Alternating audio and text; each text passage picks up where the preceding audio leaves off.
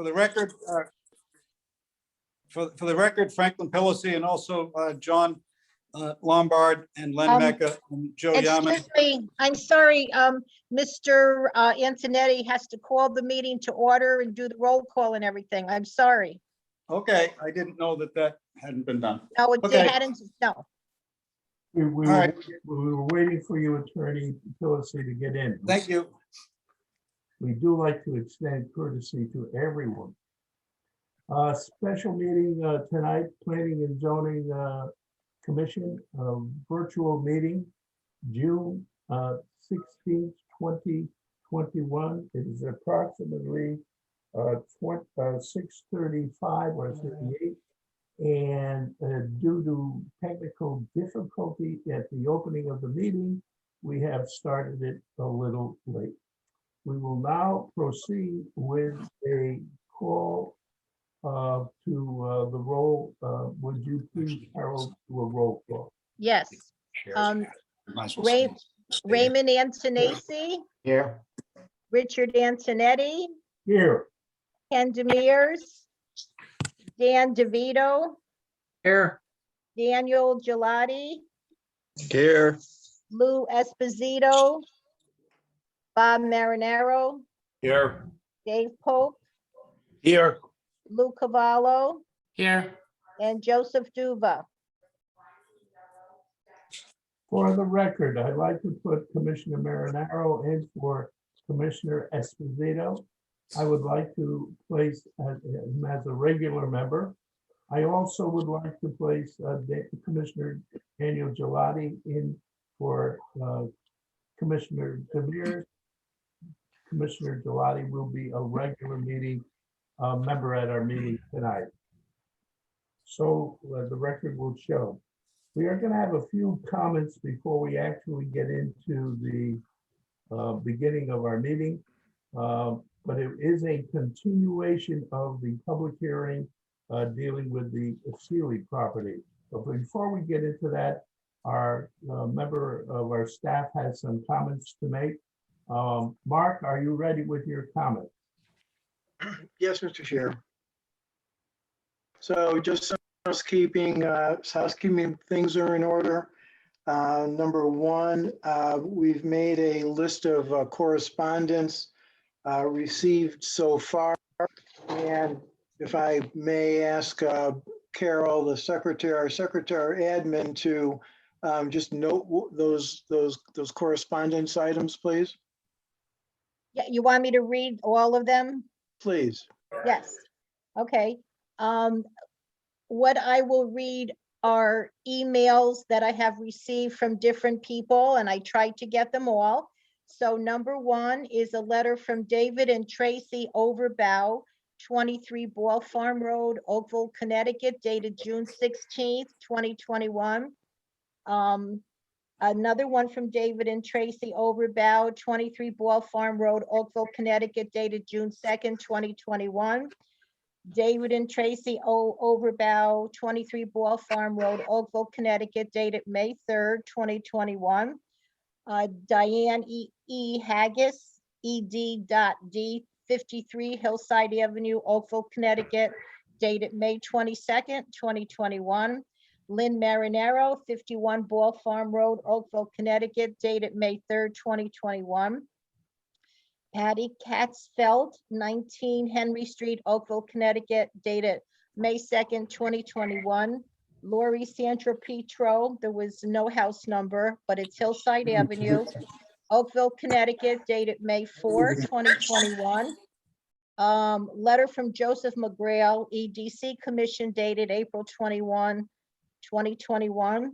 Memo from Jack Traver on behalf of the EDC, dated May 5, 2021. Emails from Catherine Kamara regarding various issues and questions regarding the Sealy operation, dating from April 2021 to June 13, 21. And all of these people had concerns and different questions.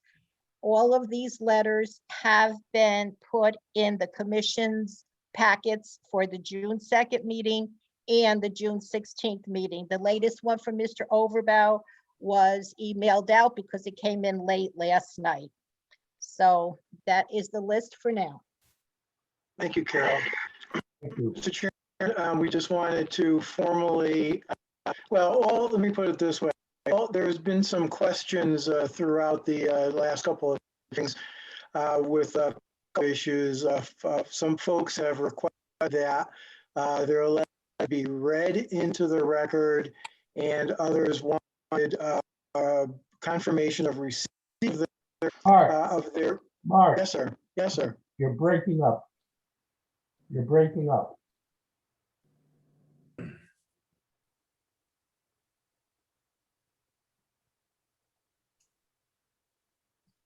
You have no sound now, Mark. Can you?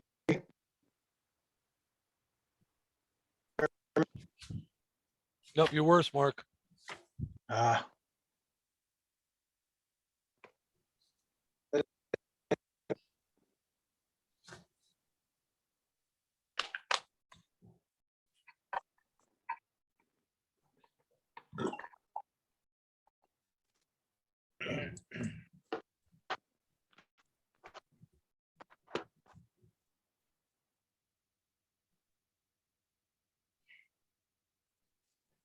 Okay.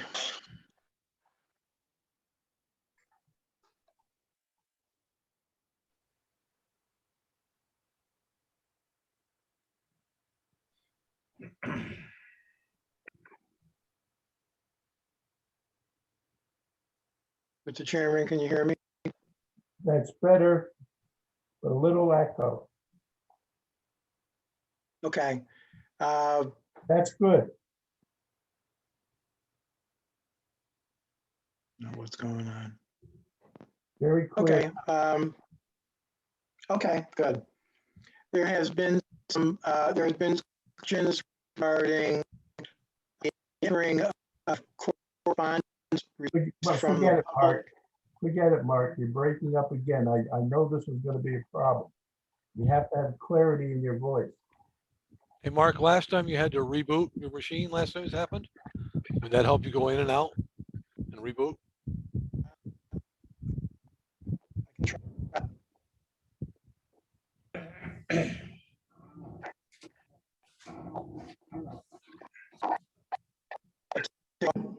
To come back. Maybe people can, while I Did he call in on the phone? Just use the video? Thank you.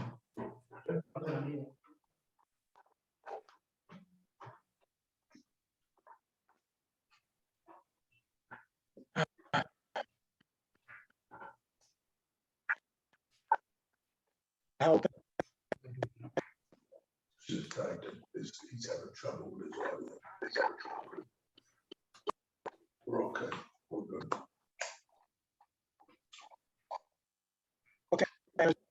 So,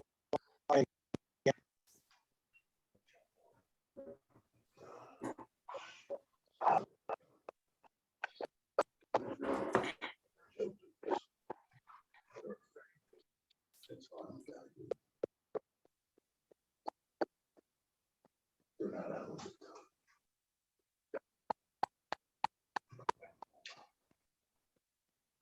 No. Is it Mark and Souza having a problem? Yes, he's having trouble with his voice.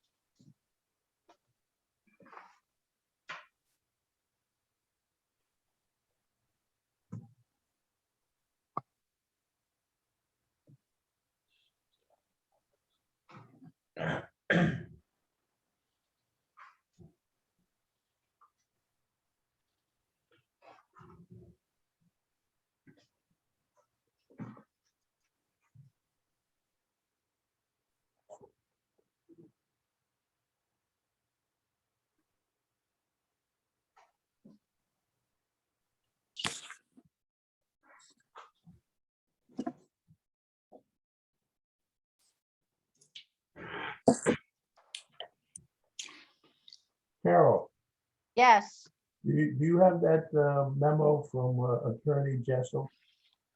I believe so. 1 minute. Yes, I have it. Would you please read that? Yes. It's a memo to the Planning and Zoning Commission from Paul R. Jessel, Town Attorney, date June 16, 2021. Written correspondence submitted during public hearing. I have been asked to let the Planning and Zoning Commission know whether it is necessary for all correspondence submitted for the record in a planning and zoning public hearing must be read aloud into the record. The short answer is no.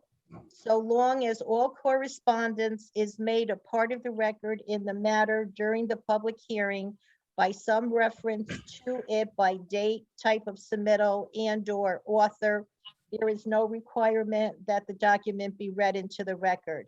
Such submittals must be available for review by members of the public and under current rules, which require that all submittals be posted to the town's website.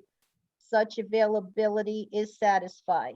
The answer would be the same even if someone specifically requests that a particular document be read into the record. And, That's it. thank you, Carol.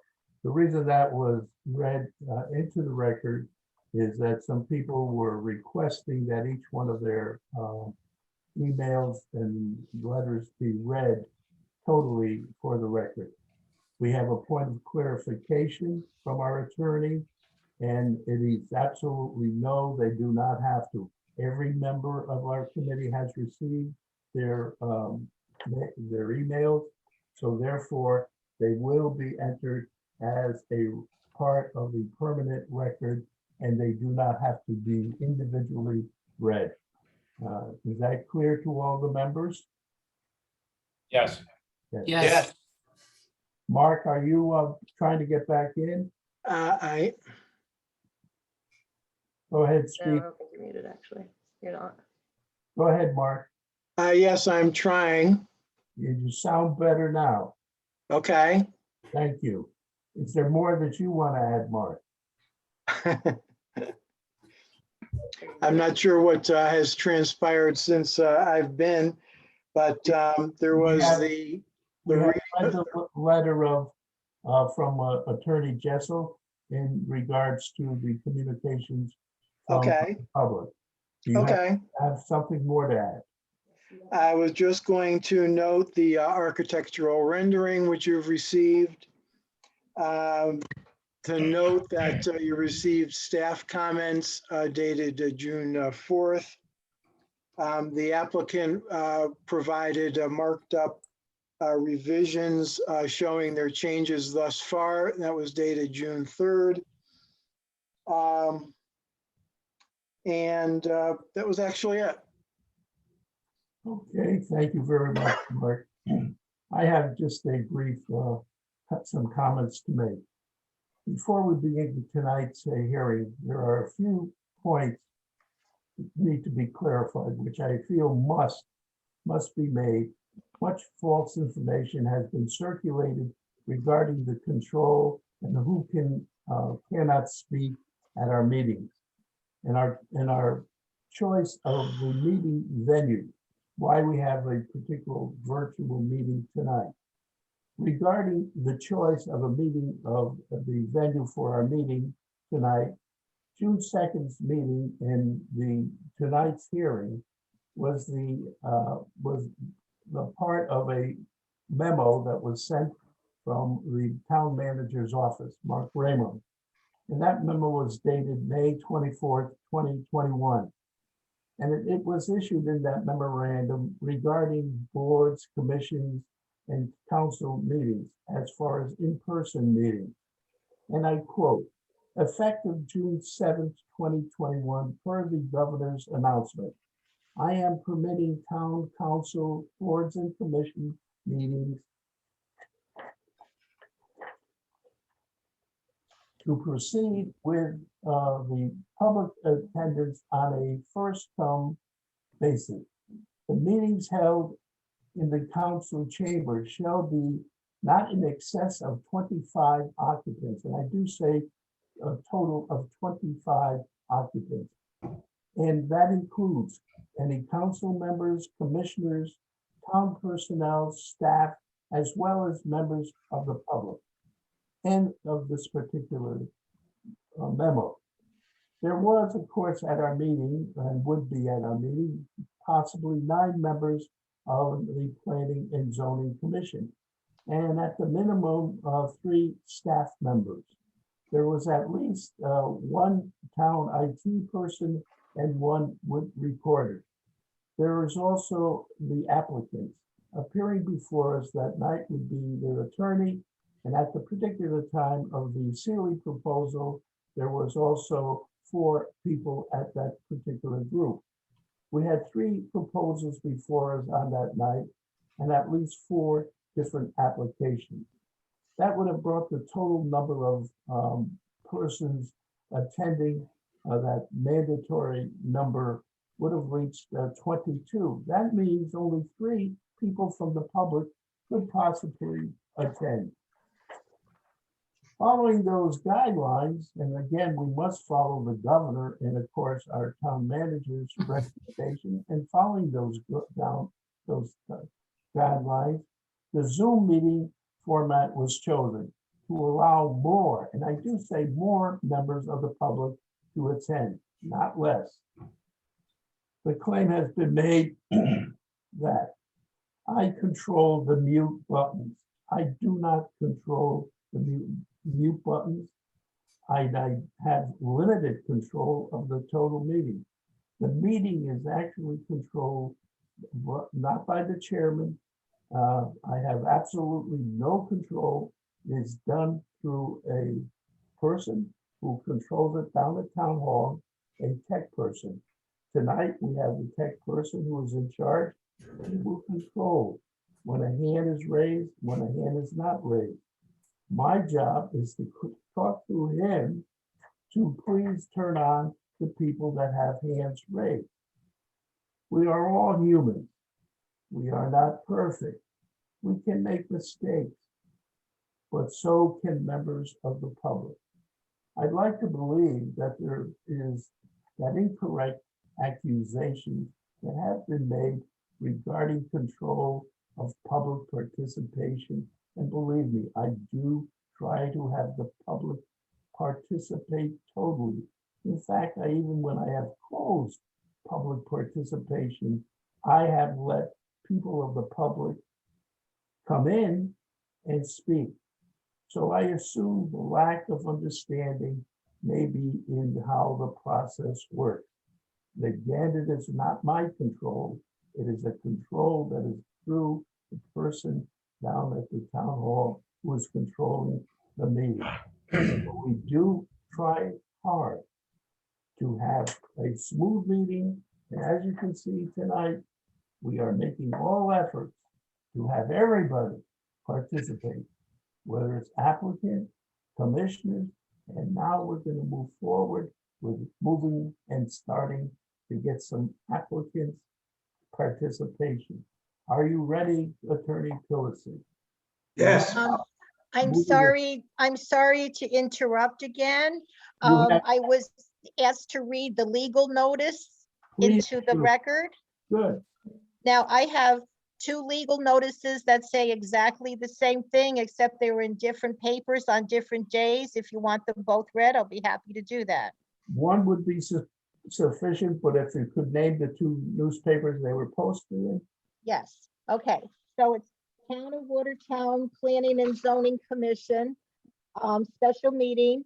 The Planning and Zoning Commission of the Town of Watertown, Connecticut will hold a special meeting for the continuation of a public hearing on Wednesday, June 16th, 2021 at 6:30 p.m. for a text amendment and map revision to create the Sealy Oakville Center Planned Development District, SOCPDD, in accordance with Section 60 of the zoning regulations. The meeting will be a web-based virtual meeting. Specific details for access will be posted on the town web, www.watertownct.org.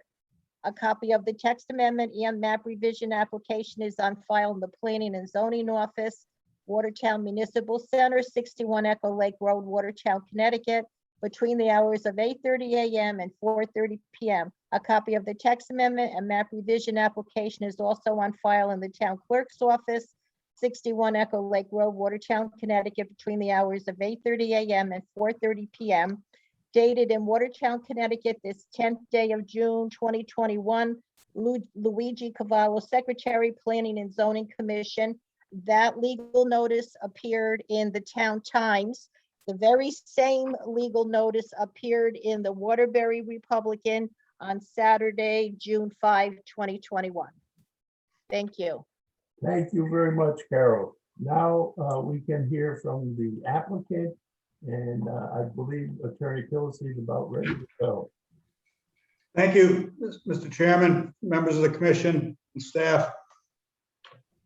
Since the last public hearing session on June 2nd, the applicant, in response to some of the comments, made a number of changes as requested.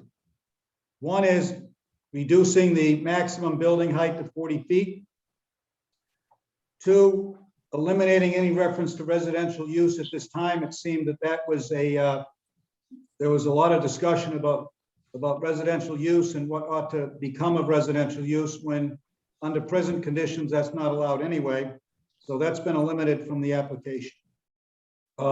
Three, increase the parking requirement from 4 spots per 1,000 square feet to 5 spots per 1,000 square feet.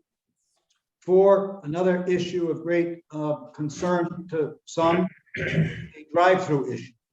And I think that it needs to be clarified yet again that the applicant is not proposing any drive-through that would enter or exit directly onto a public highway.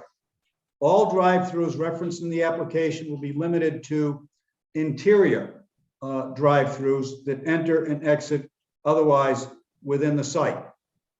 And the next change is to increase setbacks from to 35 feet from 20 feet unless the increased setback would place a structure in a no-build, non-disturbance zone under the land use restrictions that are in place right now. So those are the changes that were made by the applicant to address much of what was heard at the public hearing by way of critiquing the application as presented on June 2nd. So, and that was submitted with an amended plan or proposal on June 3rd, 2021. And also, that also was accompanied by a marked up version of the application along with the clean copy. And that's essentially where the application stands tonight. All of and those are pretty substantial changes and clarifications that the applicant has made. So that's pretty much where we stand tonight. Additionally, there was a submittal made just today that shows some elevations and some renderings of what some of these buildings may look like. But as stated at prior public hearings, until you have a live tenant, you really don't know exactly what you're going to be able to present.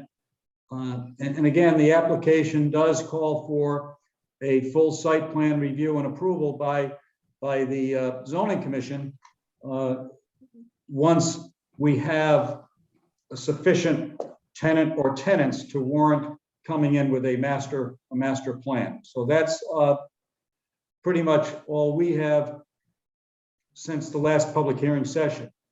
But again, we're all here and the applicant is available to answer any commission questions. Thank you. How about commissioners? Do we have any comments? Please state your name and what question through the chair.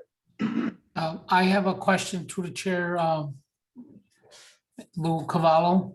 Thank you. I was wondering if there's a way of posting the rendering that they submitted online so the public could see it. Because I really think they did a nice job hitting the marks that we all were concerned about. if there's a way of Mike posting that picture or someone posting a picture of that rendering where they could see it. I don't have the ability to do that. I'm kind of like Fred Flintstone with some of this stuff. Well, So- Richard, I think you got the idea there, right? Just, if, I don't know if Mike Simmons, could you, post a picture of that rendering so the public could see it?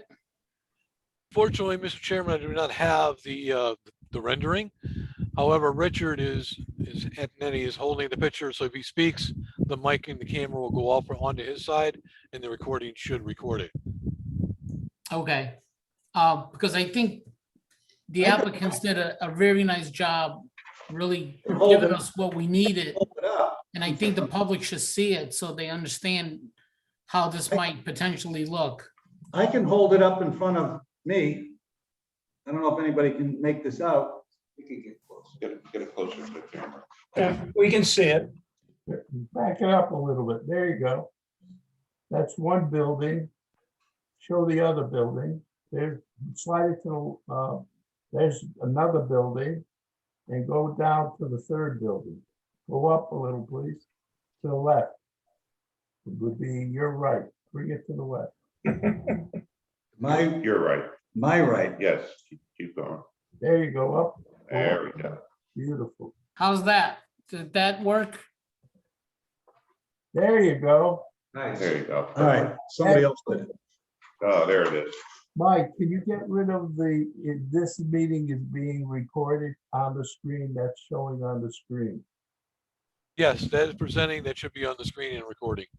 Yes, can you get rid So of that? this is, I think they've done a fantastic job with what we wanted. And I think the public should see a layout, and hopefully we could have a better discussion by looking at this.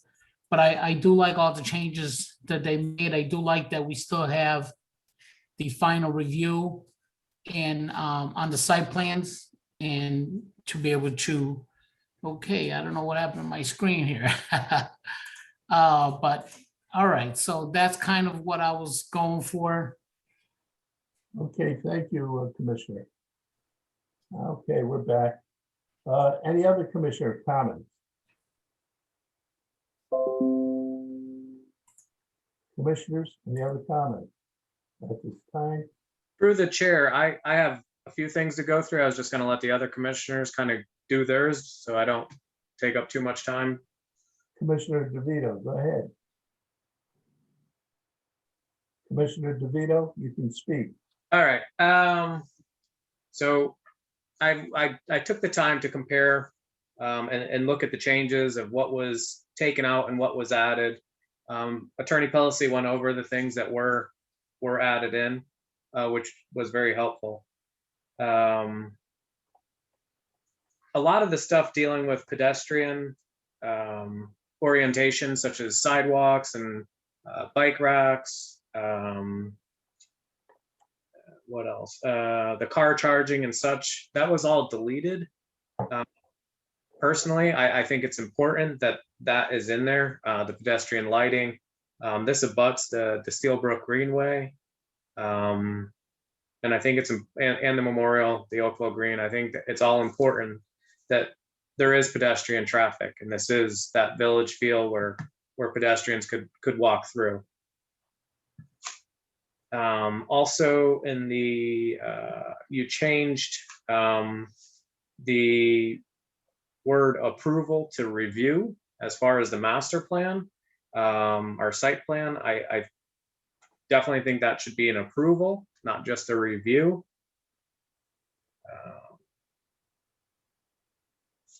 What else?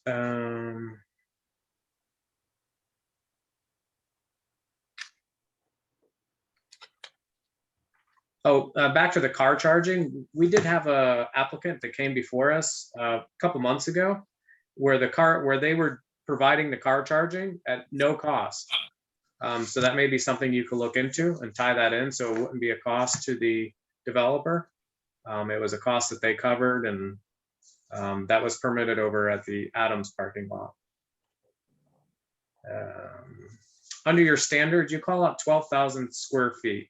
I'm assuming that's a footprint, not 12,000 square feet of space. Meaning if you had a 4,000 square foot building and it's 3 stories, that would be 12,000 square feet.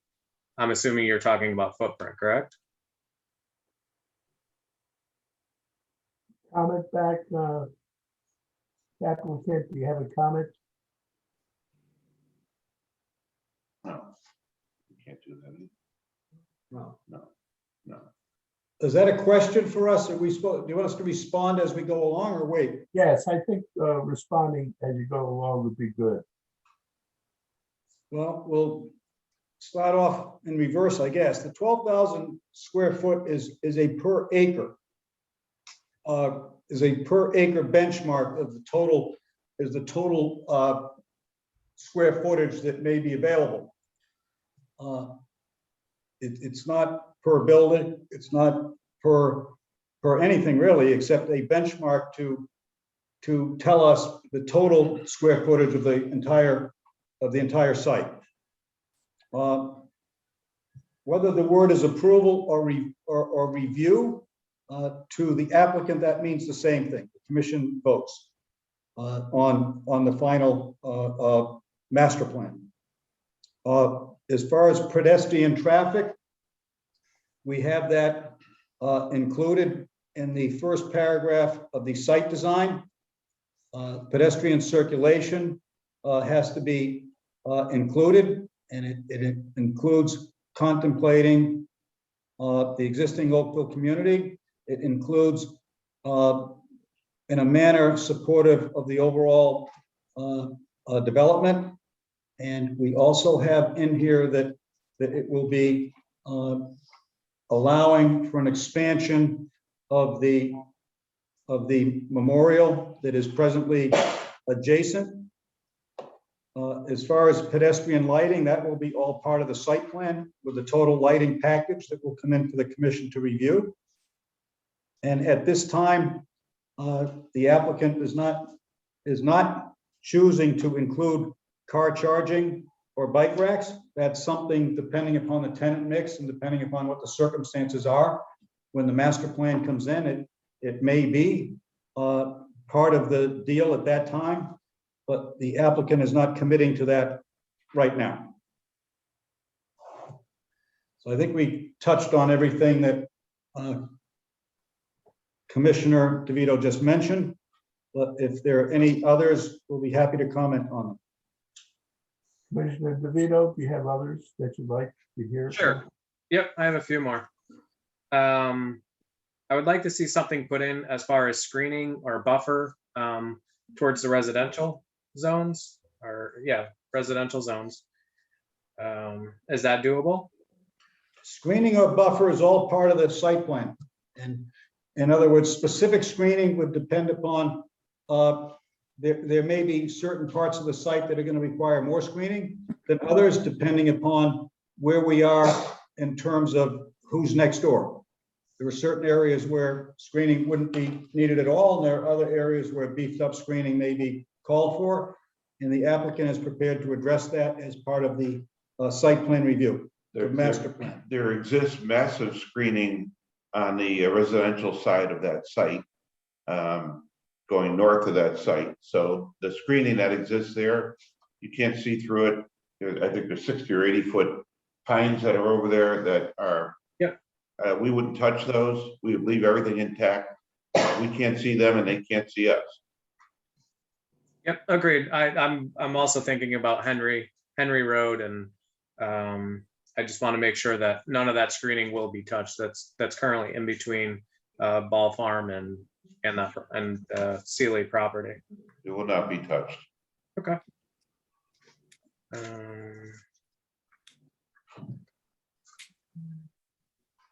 The outside storage, I would like to see that by special permit. Do you have an issue with that? Yes.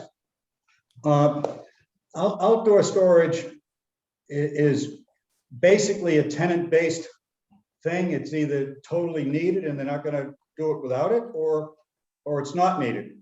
But again, the problem with a special permit is it just builds in another 75 to 90-day delay with any applicant that wants to locate there. So we're not proposing to add outdoor storage as a special permit or anything anything as a special permit for that matter. It is stated as an accessory use, so it's going to be managed. It's going to be part of a site plan review by the commission. It's not something they can just do. It has to be shown on a site plan. It has to be clearly accessory to a principal use. But we don't want to do carve outs and subject anything to a special permit or the extended zoning proceedings that a special permit requires. Right. Understood. Thank you for increasing the setbacks, the 25 to the 35. I know there was a stipulation in there that it could drop to 25 based on the areas that couldn't be touched. I would like to see it keep a minimum at 35 at residential, like a hard number 35 across the residential.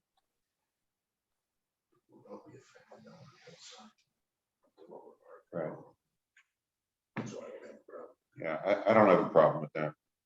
Yeah, that's in the areas where it's pretty much a no build anyway. Understood.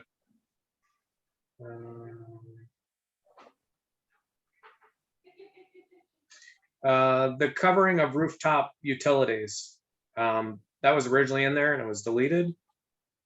I think that's important that we do just have some screening to cover those. I think, again, that's going to be a site plan issue, part of the master plan concept. And a lot of that's going to be depending on the final architecture. It's very likely that any rooftop utilities will be shielded. But again, it depends on the difference in elevations within the site. So again, I think that has to stay from the applicant's perspective as part of the site plan process. Okay. Let's see. There was a section deleted that spoke of the decorative details and architectural style. I would like to see something in there that does hold that in there. I think that's important.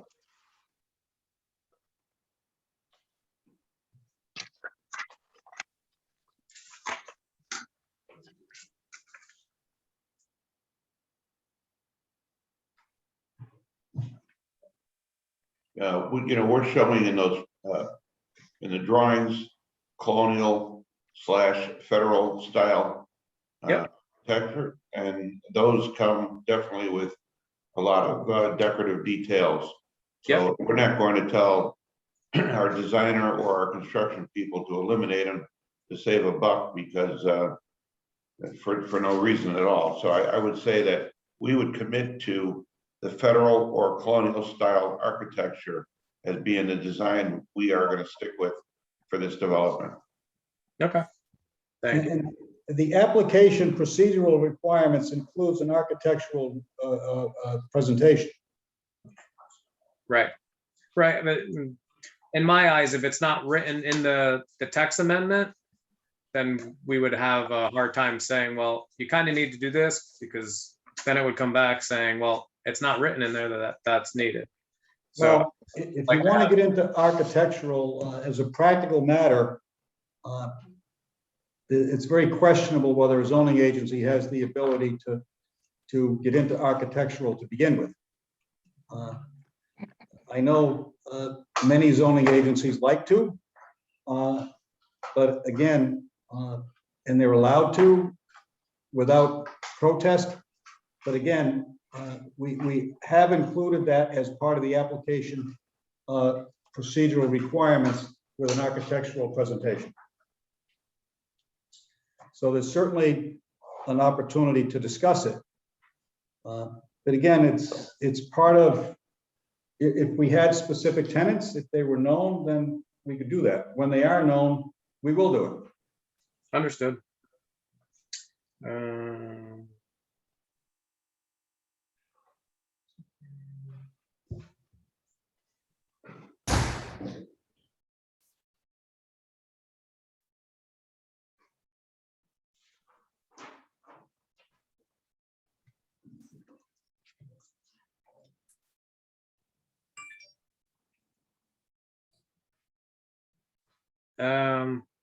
As far as the building sizes, I wanted to have a discussion about having a max size of a like per unit, not per acre, but like per tenant. Because in theory, you could have one building at 12,000 square feet, 3 stories, so you'd have one tenant with 36,000 square feet. I don't think the applicant would agree to that. You know, that's the exact issue that put this whole site into dry dock for about 25 years. Back in the mid-90s, an applicant showed up at the zoning office with a proposal to build a supermarket on this site. And within 2 months, the zoning agency amended the zoning regulations to put a maximum of 20,000 square foot on any building. And that applicant that then had a contract to buy this property canceled the deal, and nothing's happened from that day until now for this site. So this applicant is not prepared to put any maximum square footage on any one tenant. Okay. That's all I have right now. Thank you. Thank you. Thank you, Commissioner. Any other comments from other commissioners at this time? Through the chair, Ray Antonation. Yes, Commissioner. First of all, thank you, Dan DeVito, for being very thorough. Would the applicant be willing to say that in writing that it's going to be, the architecture will be federal or colonial in style? Yes. Okay.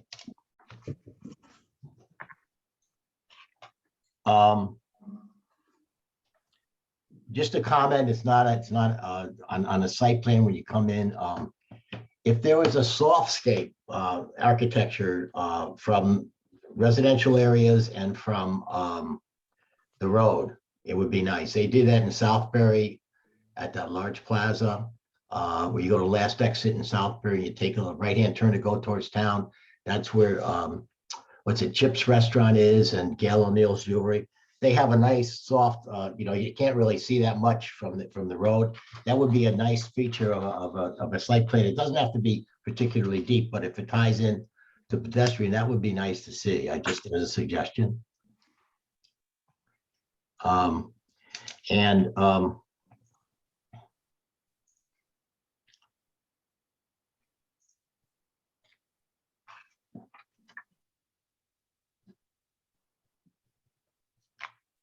I do have a question for Attorney Pelosi here. When we talk about the size of a building, what would be, I mean, you've got 12,000 feet per acre, you've got 9 acres.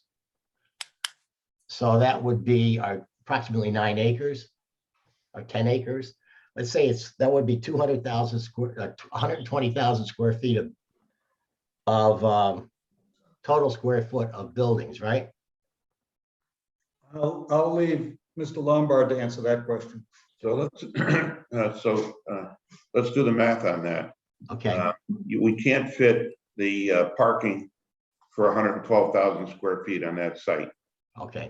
When we take the driveways, which is about 20%, and then your parking spots, which are 200 square feet per parking space. Okay. Take the square footage. What I'm looking at, I think of a max on that site is probably around 70 or 75,000 square feet. And I'm not saying we're building that, but I would say that would be the total we can get to. That 12,000 square feet was a little confusing even to me. And I had to ask Attorney Pelosi that we're not limited to 12,000 square feet per acre. The problem we have with trying to limit one building to 12,000 square feet is you're looking for a needle in a haystack. It's tough enough to bring tenants in today and then say, oh, by the way, we can only do 12,000 square feet. We really narrow our field of potential takers. And again, when you look at those architectural drawings that we're showing there, that could be a 40,000 square foot building. You wouldn't know it. We could do a number of different pitches on that roof, so it really looks like a village type of appearance.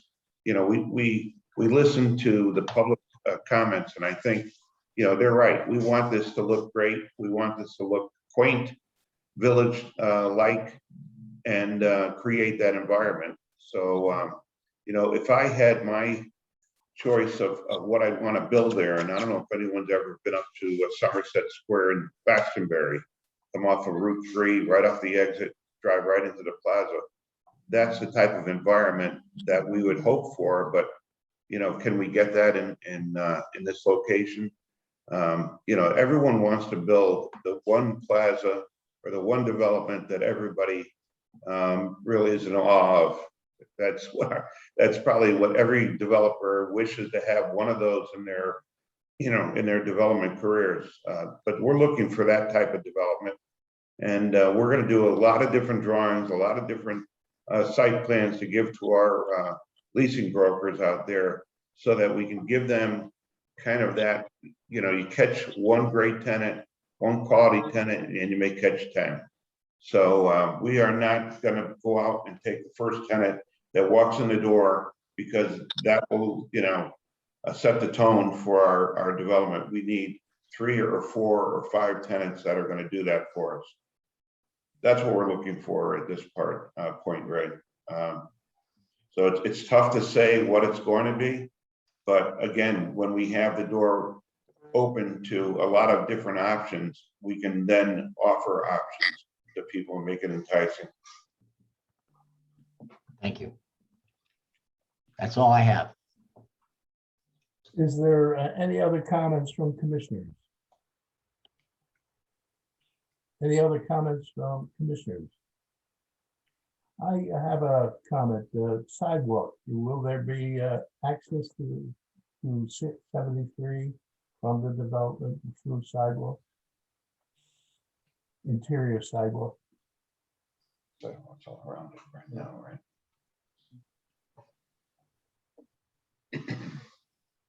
I think that's going to be up to the ultimate design of the layout. Naturally, we'll provide sidewalks, you know, around the development itself. There are sidewalks around the development, around the property borders, but interior wise, depending on where the buildings are placed, to get a sidewalk back to the main sidewalk on the street side, we'll do everything we can. The only thing that would prevent us might be elevations.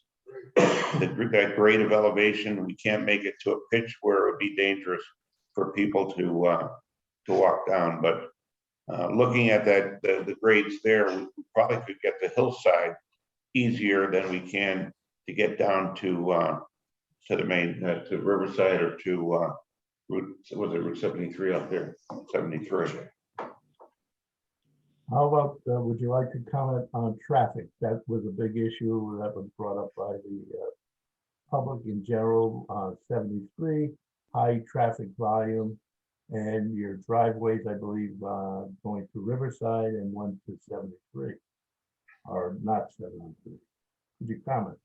Well, we were designing it that way. We're going to put ourselves in the hands of our traffic engineers to make the safest and best entryway into the property.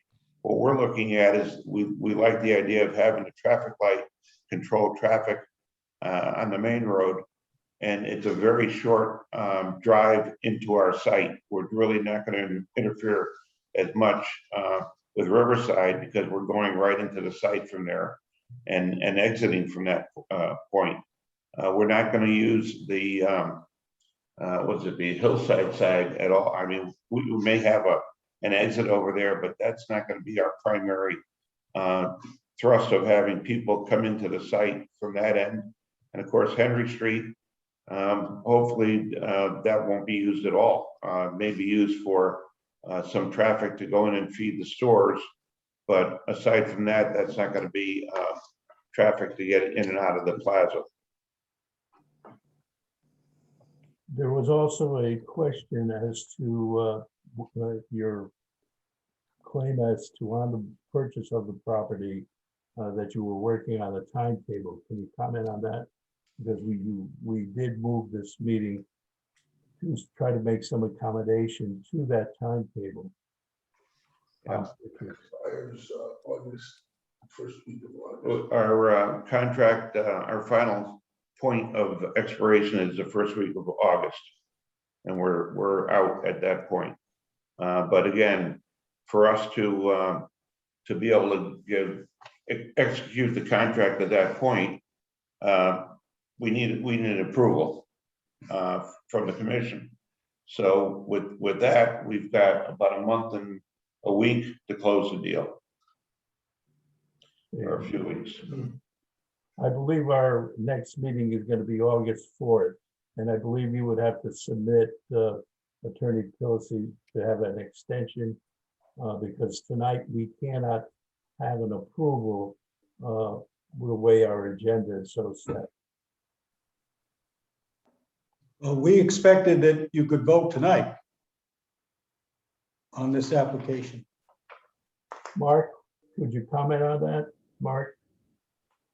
Mr. Chair, there's been a lot of discussion here tonight.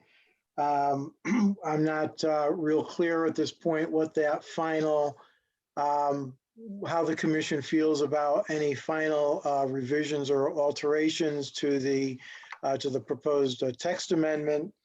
The agenda did not list an action for actions taken, and we can't add that, from what I understand, to the agenda. So between the two, it would be difficult, in my opinion, to do that.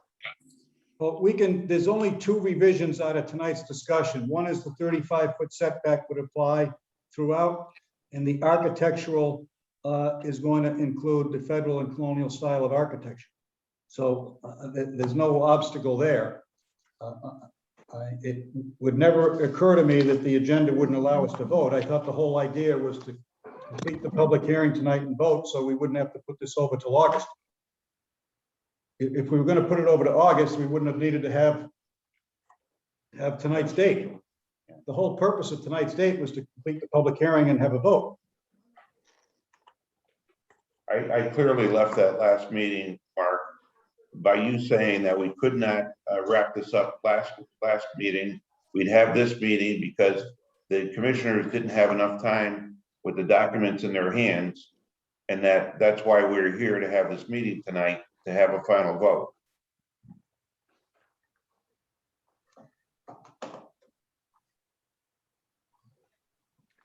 Mark? Yes, Mr. Chair. There was certainly not enough time at the last meeting to consider all the information, and so again, you're right. It was tabled over to this meeting, but it sounded like there was also going to be some substantial discussion about the final language of the text amendment. I have, if it's appropriate, I have some comments that I'd like to make with regards to my comments as well. That's appropriate at this time. Okay. So in reference to some of the changes between the second and third revisions submitted by the applicant, I mean, it sounds like they've eliminated any reference to conformance with the plan of conservation and development, and any reference to the Oakville market and economic study. What it's sounding like is in the plan of conservation and development listed some design, did get into design guidelines for any development of the Sealy property that referenced what an industrial village featuring flat and low pitched roofs, and others have talked about that. And so it sounds like that the applicant is not at this point wanting to follow those design guidelines or that plan. So I presume that's why they've eliminated the reference to the plan of conservation and development. And I just wanted to point that out.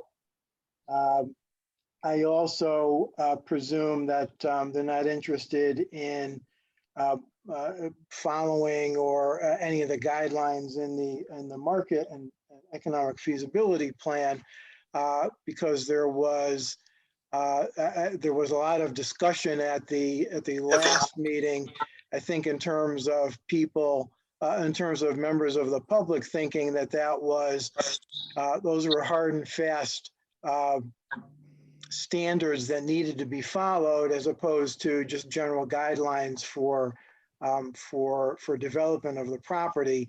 And I presume that's why the applicant eliminated any reference to that document as well. We had also suggested or included, and we certainly heard from the public about a strong need for the public interconnection to Main Street, to Route 73, and some of the amenities that would go along with that, so that the proposed new development ties in with the greater Oakville, or at least the central Oakville area of Main Street. And that was eliminated as well. And what I'm hearing tonight is that is somewhat up in the air, depending on development.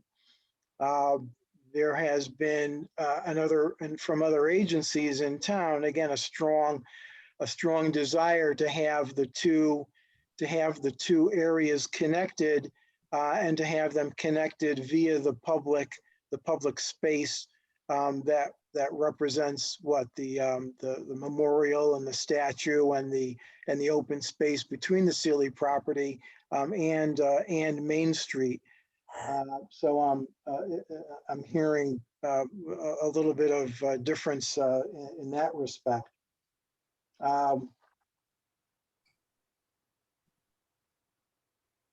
I understand the applicant's need to or desire to retain as much flexibility as they can, but zoning regs are generally about giving some guidelines, and from the general to the specific, without and going to a specific, without a reference to rooftop utilities and screening. I think that just using that as an example, without having some of those types of standards and restrictions in place, it makes it harder for the commission to really say no to any subsequent review that takes place. Probably and probably equally as important, the master plan process has been somewhat changed or say downgraded, for lack of a better word, from a public hearing process, at least for that initial master plan, to a review by the commission, which in my mind weakens the ability of the commission to have any final say over the proposal. I understand what Attorney Pillacy is saying in terms of maybe sometimes an overreach by by planning commissions into architectural detail.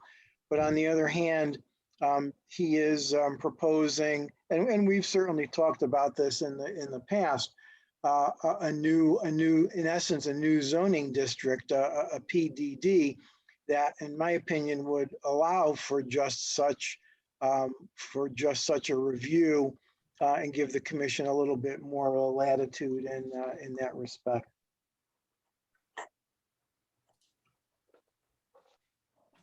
Thank you. May I respond, Mr. Chairman? Please do. I'd like to do. Okay, the application prior to the first public hearing session included a statement of compliance with the comprehensive plan of development. It's 3 pages, and it states, and it restates directly from the present plan of conservation and development, all of the points of compliance of this application for development of the Sealy property. In addition, we believe this record includes a statement from the Economic Development Commission that specifically states that this application, in their opinion, is in compliance with the plan of development. As far as a public hearing component of any future applications for approval of a master plan, that was never part of this application. It was stated once before, and the applicant at that time again stated that was not something that they were prepared to include. And again, we touched on it tonight, that extends out for an additional 75 to 90 days, any future proceedings with respect to this application. So we think it clearly and it squarely is within the plan of development. We stated it in writing at the beginning of the application. It's a 3-page document. Again, the Economic Development Commission tells us that in their opinion, or its opinion, it's also in compliance with the plan of development. So I think it's almost like we've covered a lot of this stuff already. We understood tonight's public hearing session was to see to what extent the applicant could accommodate the input from the last public hearing session. We did it the very next day, June 3rd, the next day. We submitted all of those changes. They've been out there since then. And again, we would ask the commission to close this hearing and vote tonight. It was clearly understood that tonight was going to be the completion of the public hearing, and we're going to have a vote.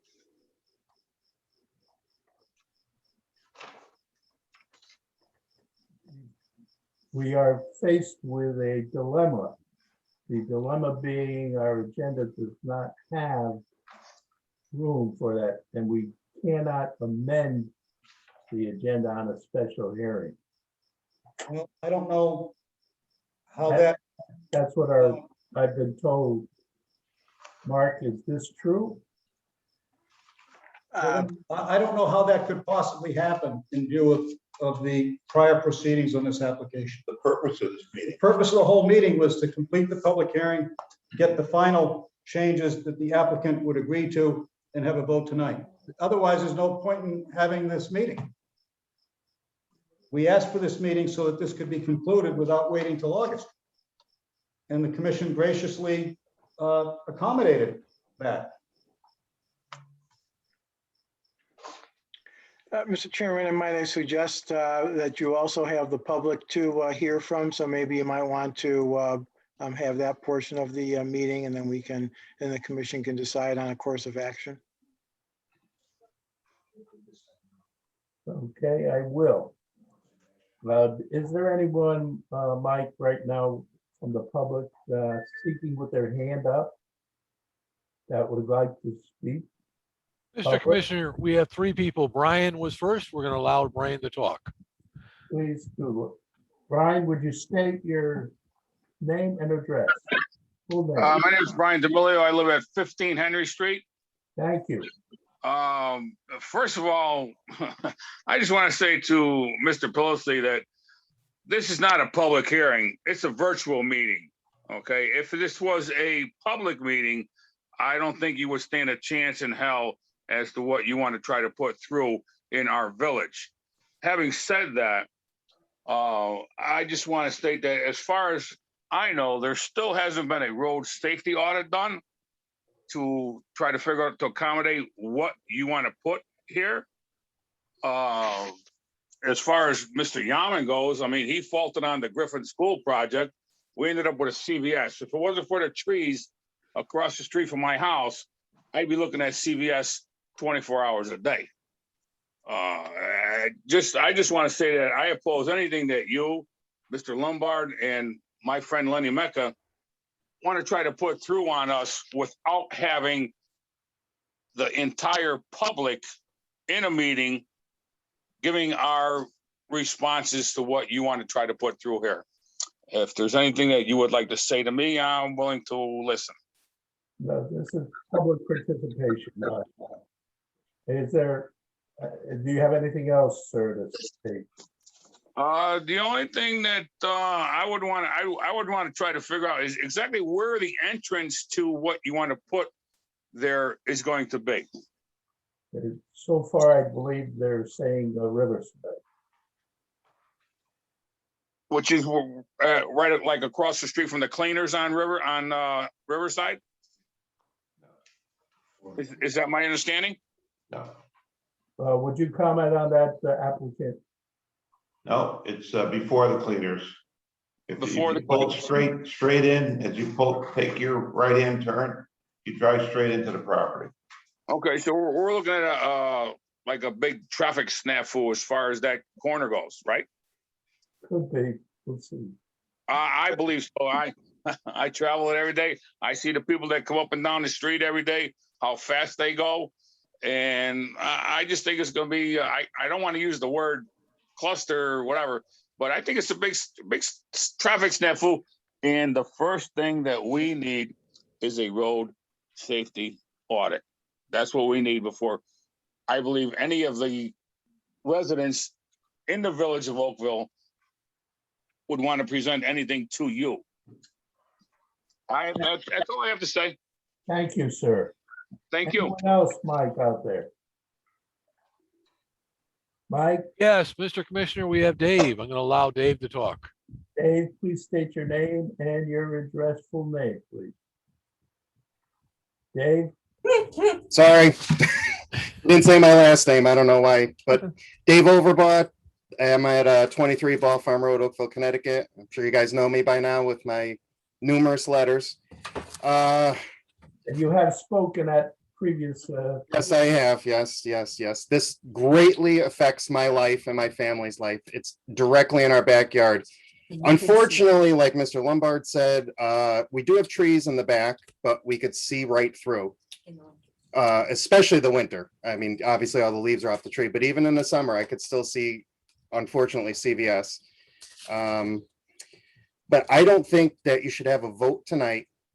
I don't think it's fair to the public. I could name 10 people probably that can't get onto this Zoom but could easily jump in their cars and meet somewhere at a larger venue to speak if we're worried about spacing and, social distancing.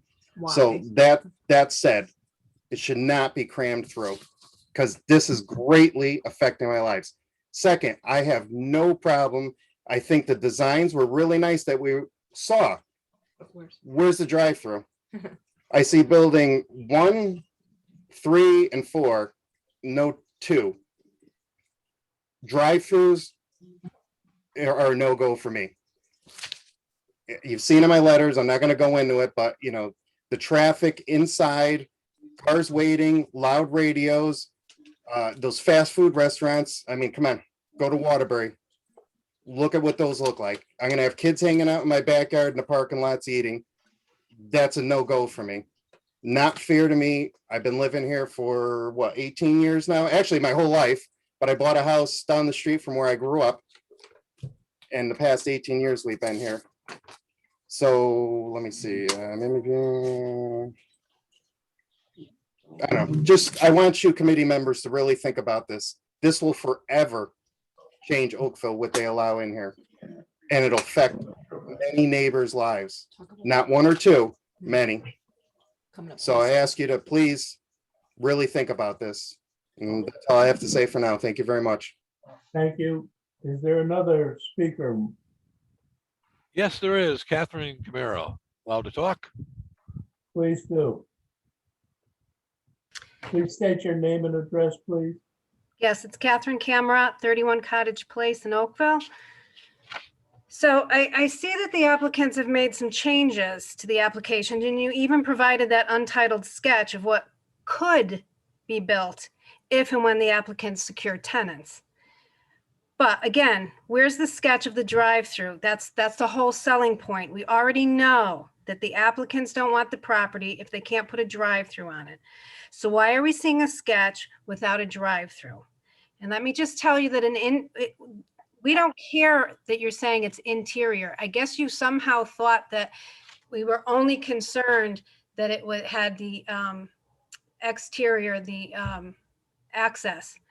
That's not the point. As Mr. Overbaugh has just stated, we don't want the pollution. We don't want the idling cars. We don't want the noise. We don't want the pigeons. We don't want the seagulls. We don't want the smell. We don't want drive-through. I mean, it's just that simple. But my key issue is the vague language that does not apprise the public of what will ultimately be on that property. And I will quote it here.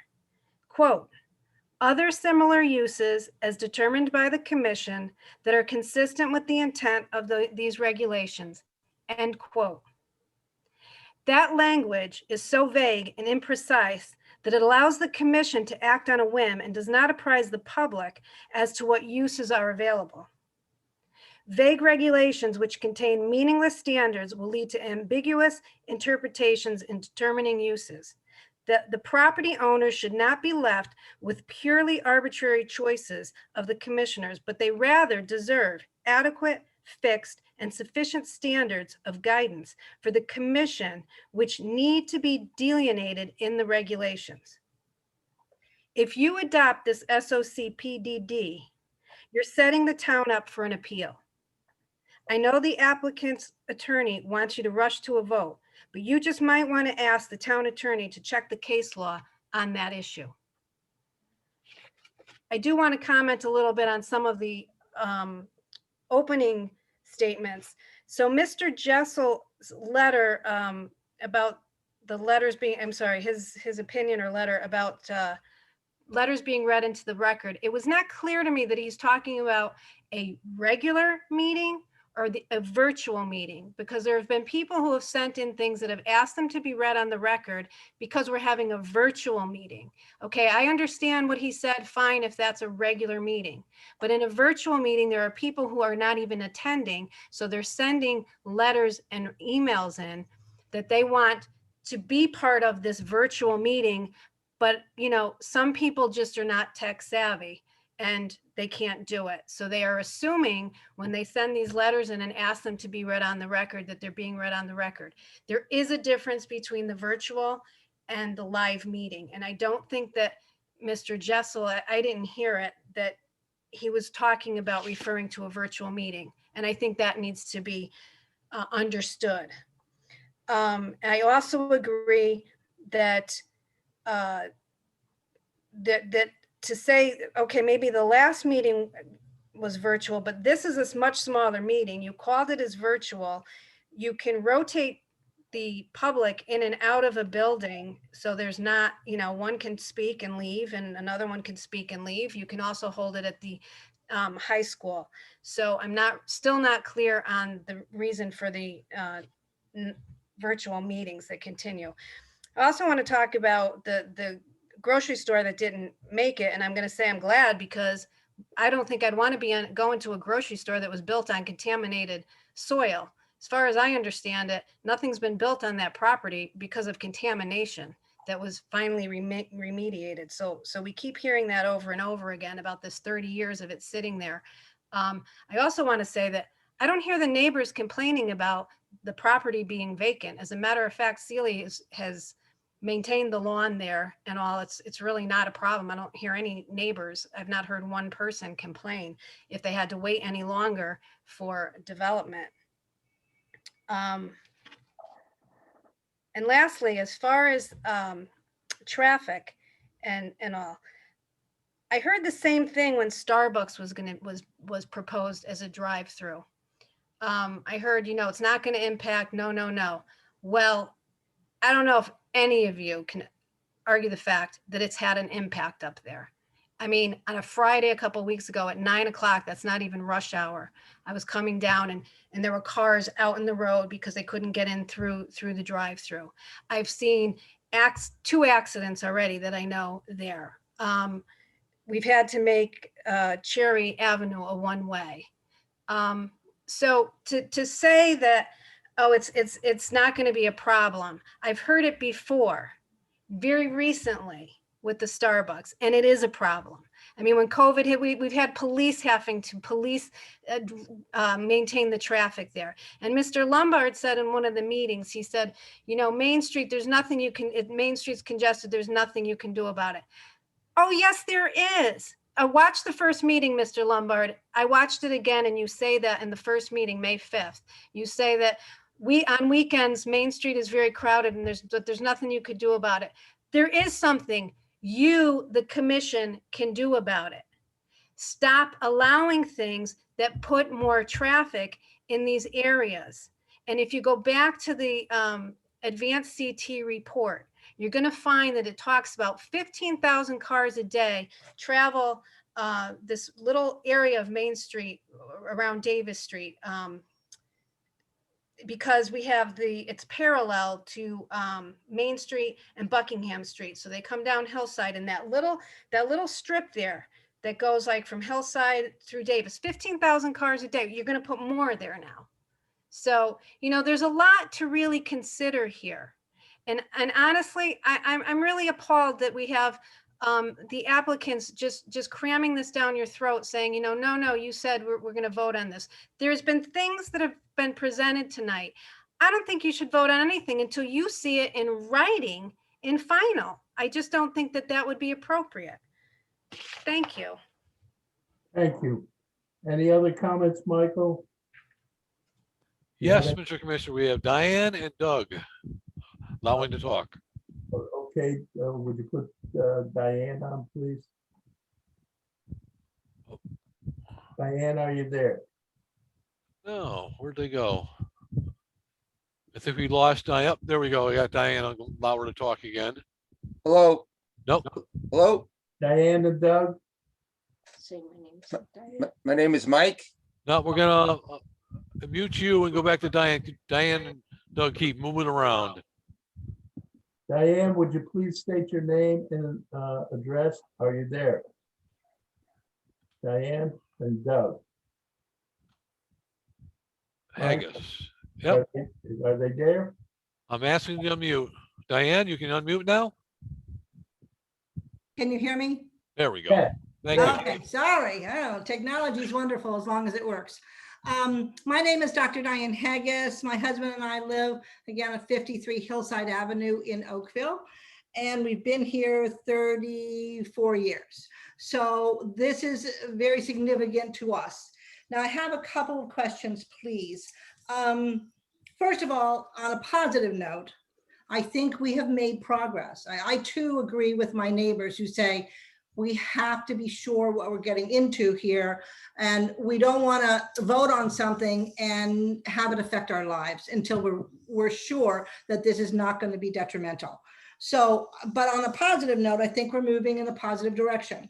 Between the last meeting that I attended, I am one of those that sent in a letter for the June 2nd meeting because I was out of state.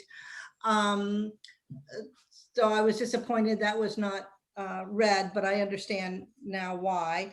But I think we've made some progress. I'm pleased with the renderings that I saw, as Dave Overboss said. And I think that the colonial architectural design is what we've been talking about. We want it to look like a New England town. I think those are positive directions. I do have some questions though, in what you had said tonight. There was a statement about what you had eliminated from the original discussion, and eliminate reference to residential use from the application at this time. Now, the at this time kind of caused me pause, because does that mean that if this is approved, then, because that was one of the big issues of the neighbors, the drive-through was absolutely a no-go for us, for the neighborhood. But then there were some questions about the residential. When we looked at the rendering, I did not see reference to the residential. And then you said tonight it had been eliminated, the reference to residential use from the application. But then I believe it was said at this time. So I want to know what that means. Does that mean that if we, because one of the cautions that we have and the neighbors talk, of course, one of the cautions that we have is that is what we agree to or we, discuss tonight, does that mean that then you could go back and change it? So that was a question I had at this time, is residential use, because when I look at the renderings, it didn't refer to anything residential. You said that was taken out from this time. Does that mean that once approved, you can put it back in? What does that mean? I don't understand what that means. So that's one question I had. The other thing, yes. I'm sorry? Would you want to respond? I'm sorry. Yes, please respond to that, and then I'll ask my next question. Would the applicant want to respond? Will there be any residential? Residential now from use in our new text. We can't hear you clearly. It was choppy. I'm sorry. What did you say? Residential use is not part of this application. What did you say? Please repeat that. Residential use is not part of this application and is omitted from the text amendment. Totally. Totally. Thank you. There'll be no housing on the site. Diane and Doug, did you hear that? Diane and Doug. Diane and Doug, you have to unmute. I had to mute you. There was an echo caused by your side. Diane, open your mic, please. Diane? Yes, I'm here. Yes, that answered the question.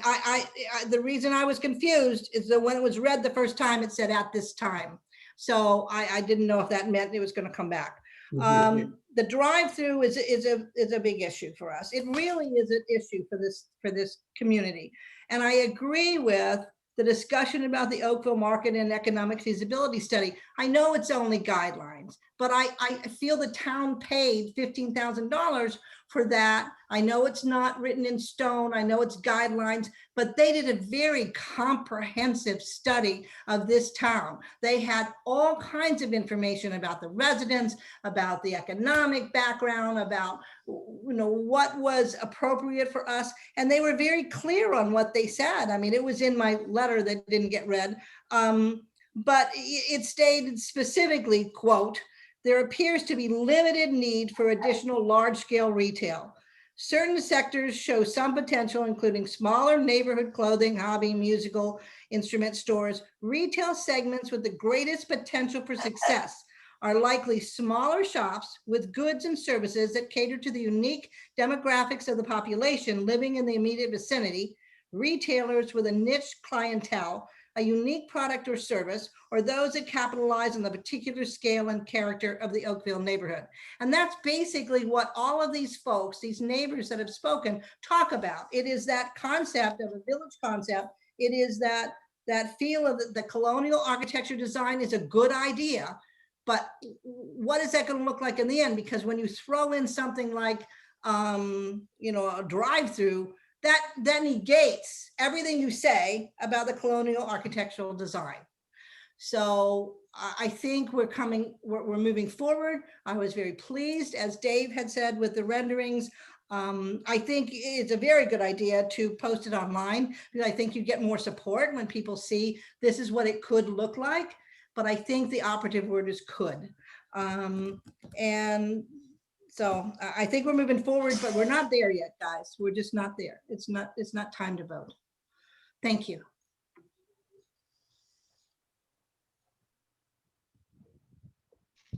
I apologize for my absence for a minute or two. Just had to do a quick run. I'm back. Yeah, I need to apologize. I had to take a quick run.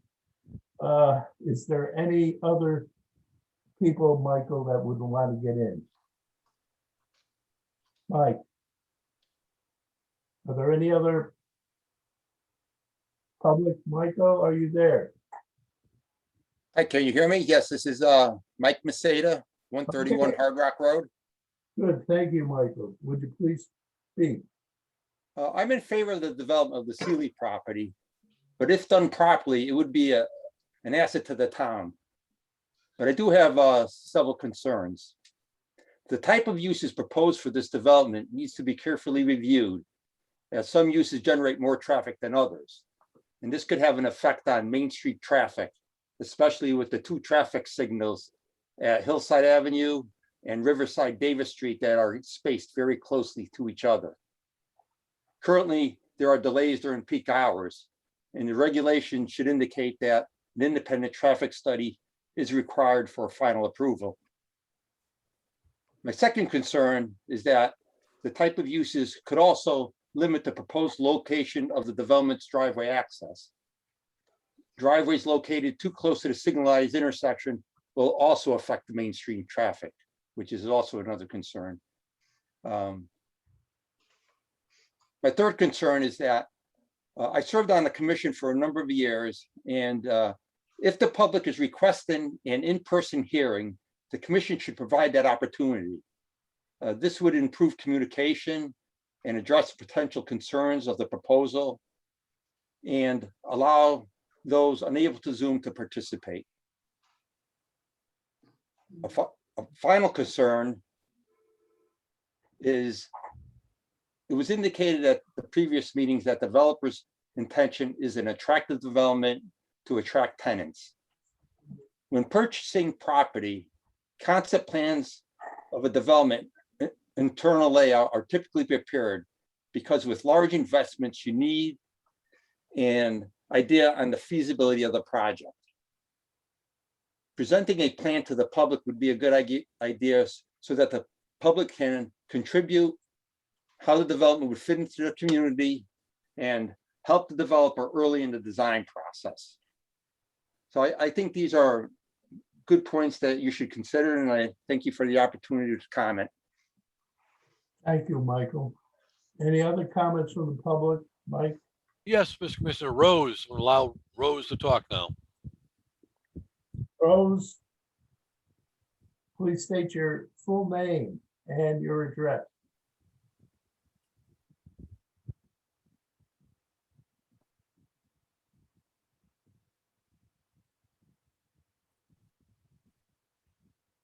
You have to open up your mic, Rose. Can you hear me now? Yes.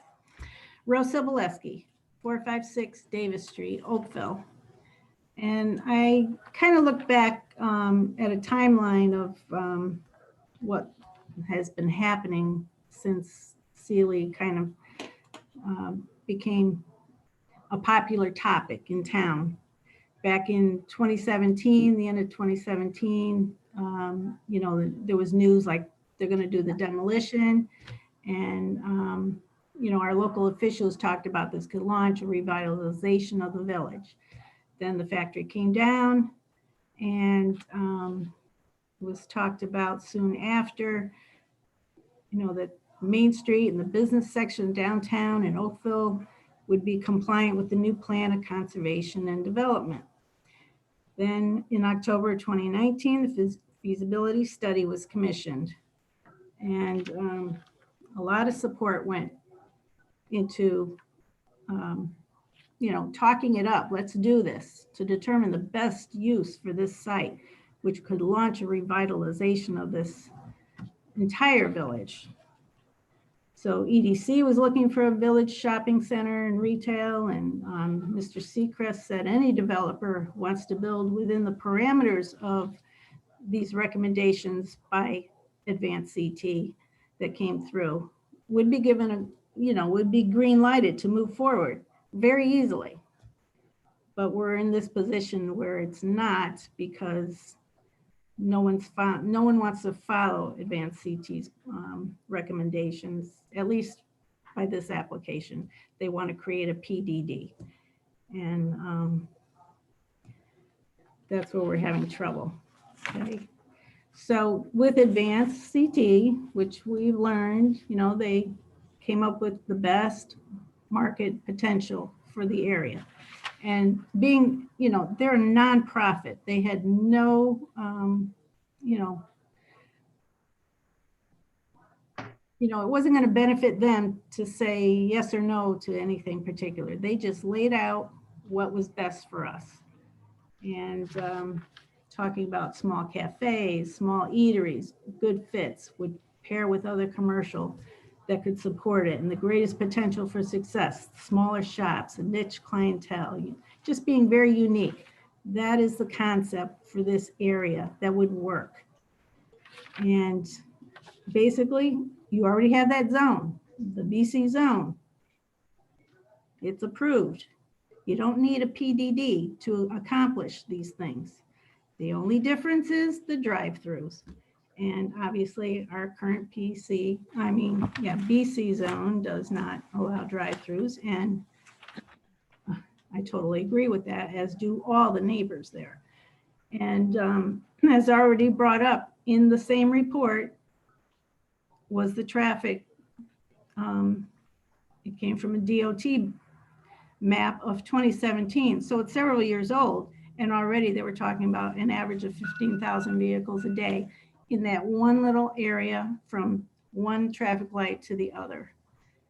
And nearly 10,000 going off in the other directions, but 15,000 a day right there, smack in the middle of it all. So, like I said, the property is ready as is to accept a buyer for business commercial. No zone change needed. But here we have a rendering that was presented, and like another speaker or two mentioned, building number 2 is missing from the design. Seems very obvious that would be the drive-through property that we all, want to step around. That's the white elephant. So this one buyer group for the property. And by the way, it's only been on the market for 9 months, only 9 months. It's a commercial piece of property. That is not a long time. So one buyer is looking to make all these changes and create all this havoc, and it really isn't necessary. The residents can feel very comfortable in a decision that maybe the town can buy this property and put a police department on it that we've been looking for. We'd all be happy with that. It'd be a win-win for everyone.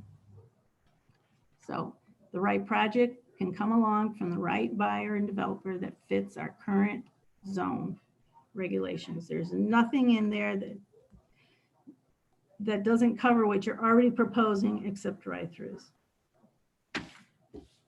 That's all I have to say. Thank you. Thank you. Any other comments, Mike? You have anybody else out there? Yes, Mr. Commissioner, and I apologize. I'm not even going to try to pronounce it. I'll spell it out. REVVLRY, allowed to talk.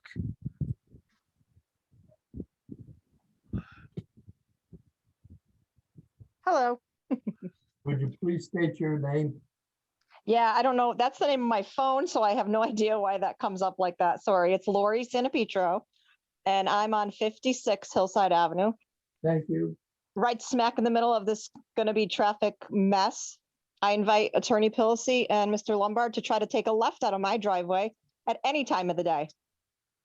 So if you add any type of, well, I do support something down there, but again, drive through, absolutely not. But the traffic study definitely needs to be done. And somebody else did mention as well, those lower houses on Hillside by the closer to the post office, if there is going to be increased traffic, they're never going to be able to leave their house. It's ridiculous. It's ridiculous on a regular day. And I've seen plenty of accidents just normally raising children there. I've been there 20 years. And you guys really need to look into this more. Do a traffic study. I can't see how you're going to have extra traffic, like somebody else also said, at the bottom of Hillside, taking a right, and then you're stopping at another light. That's backed up at 5 o'clock every day. Buses come down that way. St. Mary Magdalene's parents come down that way. I live there, I know. And I'm neighbors as well and friends with the Overbaws, and their backyard, clearly when we sit out here at night, try to enjoy ourselves, you could clearly see Sealy and CVS. I could see CVS from my house as well. But no, this can't happen. Not like you guys want it to happen. So, thank you. Thank you very much. Is there anyone else, Mike? Yes, Mr. Commissioner. Robert Boston. Robert, please state your name and your address. Yeah, it's Robert Bostrom, 263 Oak Drive.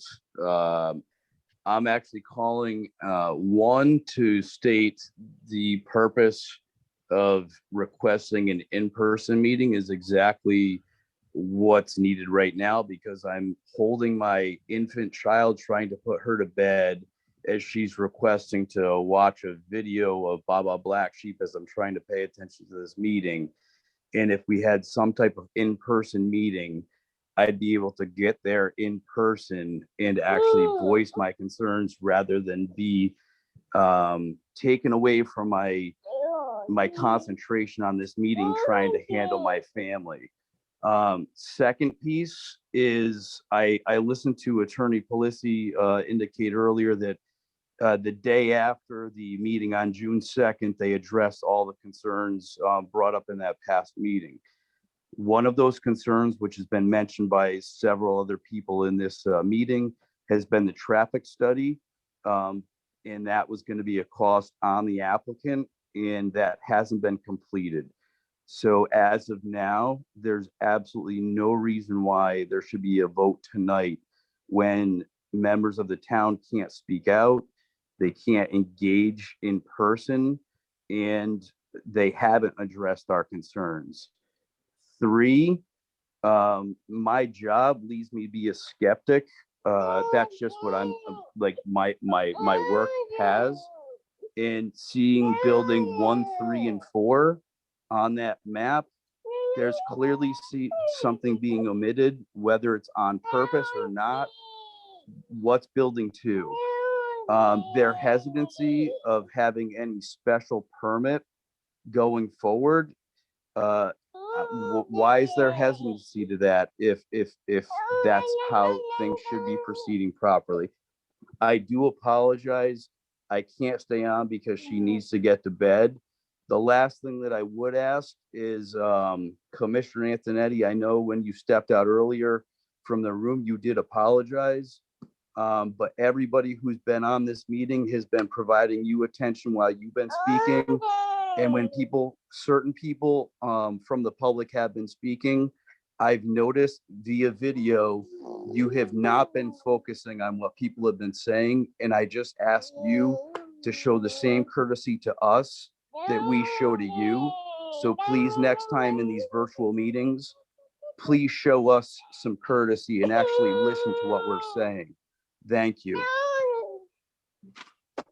Is there anyone else that would like to speak? Yes, Mr. Commissioner, we have David. Let's find it. Looks like David went out. Give David one more shot to come back in. Don't see David anymore. We have Amy allowed to talk. Okay, Amy, it's your opportunity. Hello, this is Amy Russolillo. I actually live on 21 White Street in Watertown. However, I've been at the last couple of meetings, and I usually call in on behalf of my mother-in-law, my father-in-law, Janine and Carmen Russolillo, who live on 110 Riverside Street, also at the corner of Henry Street. So they get a nice look at the top of the property of Sealy's, and have for over 40 years that they've lived there. And I'm actually, a lot of the people who have already spoken have hit a lot of points that I wanted to make. Drive-through is a definitely no-go. And what I want to ask Mr. Pillising is, do they have an actual draft of this building that has been apparently omitted from everybody seeing tonight? Is there a reason it's been omitted from everybody seeing tonight? If he has it, we'd love to see it. And if not, why? Also, the traffic, I think, if I recall, they wanted to add an entrance on Riverside before the laundromat. There's a bridge there, and I'm really concerned on how that's going to work out. I agree. There's too much traffic in that entire area, Hillside, Main Road, and Riverside. I can't imagine adding the volume that this building or these buildings are going to bring in.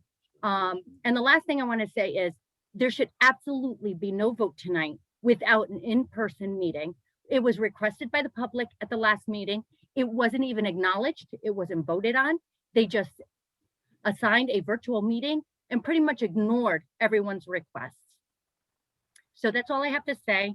But if Mr. Pilisi has any answers to the building that's been, everybody's kind of talking about and wondering about, I'd love to hear his response.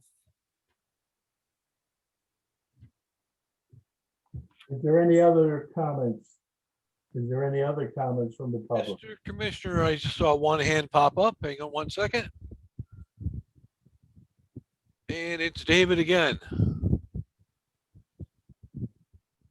Go ahead, David. David, for the second time, state your name and address. I would appreciate if you have something new to offer, David. David. Does he have the mic closed? What's going on? Yes, Mr. Commissioner, his mic is closed. I've asked for a mute, sent the signal over, so he's getting a notification. He may have put his hand up by mistake. I'm going to go ahead and. You have someone else? Yes, no.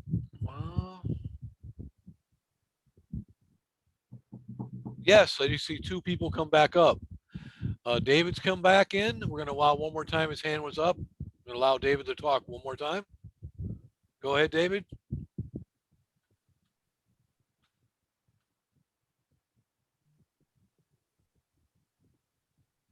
David's mic is open. David, you there? Hello. That's Brian. Go ahead, Brian. Brian.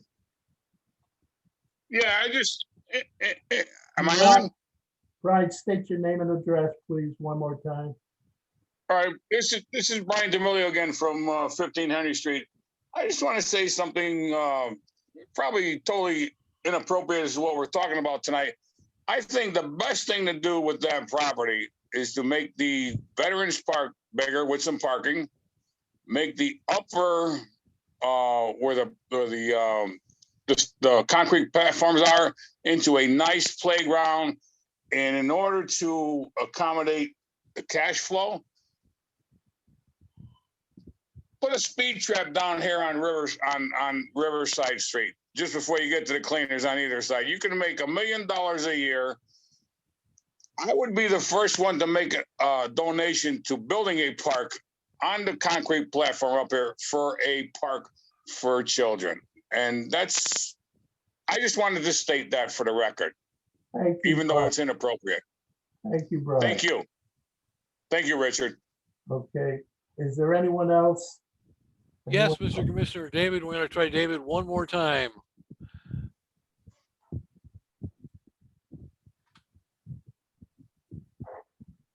David, are you there?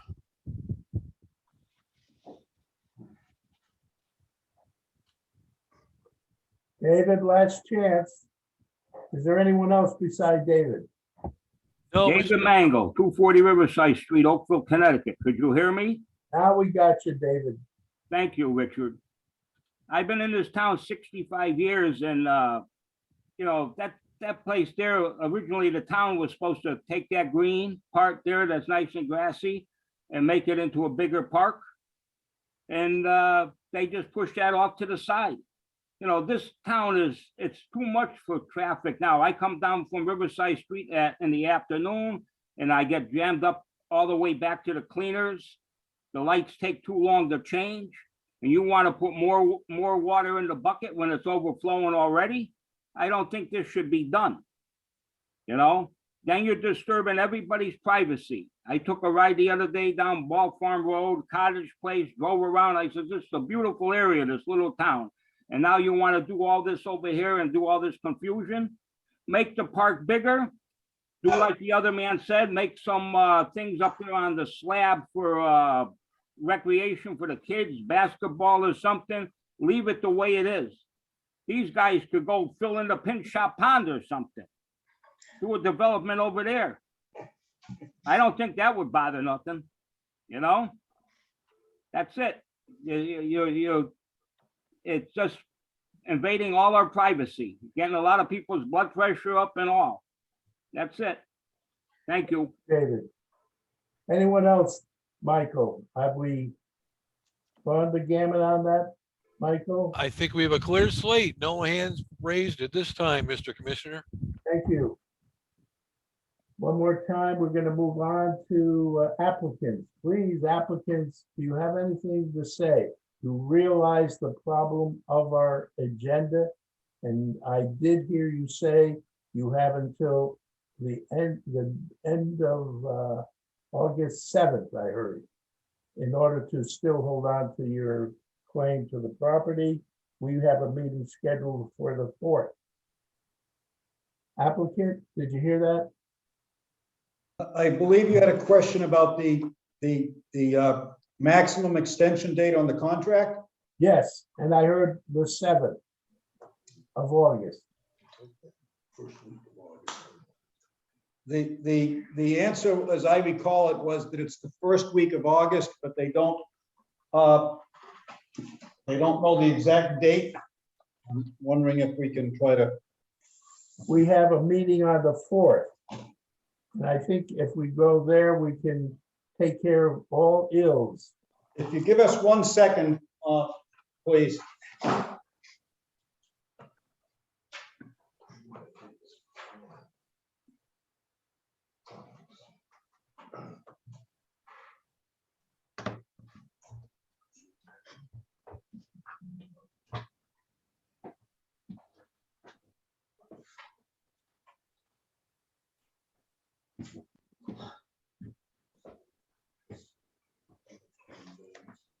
So yeah, we like right around August, just to be safe, August 8th.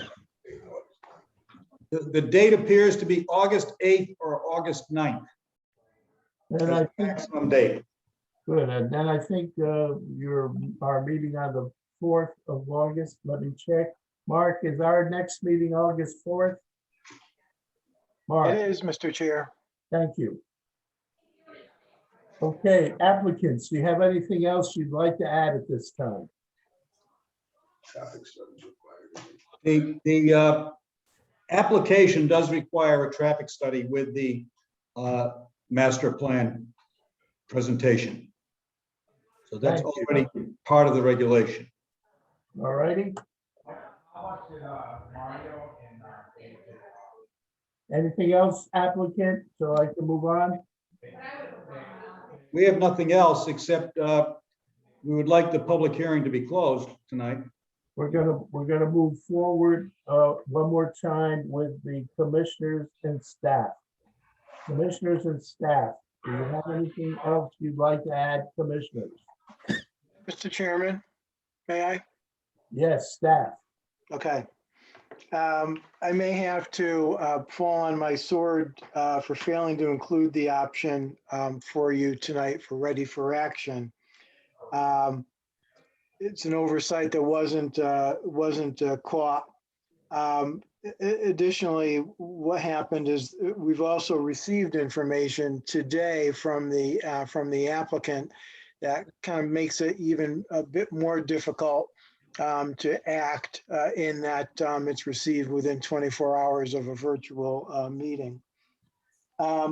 But having said that, what staff would be looking for, and while the applicant certainly appears more settled in terms of the language that they're happy with,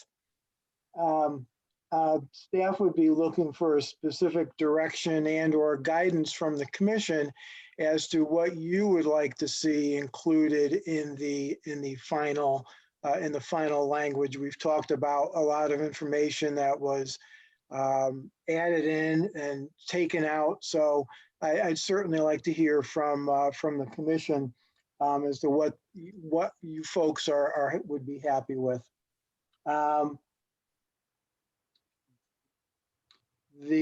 And just to close, certainly the two options that you have tonight would, in that vein, would be to A, close the public hearing, or B, if there's more discussion that needs to take place, to continue the public hearing to the 4th.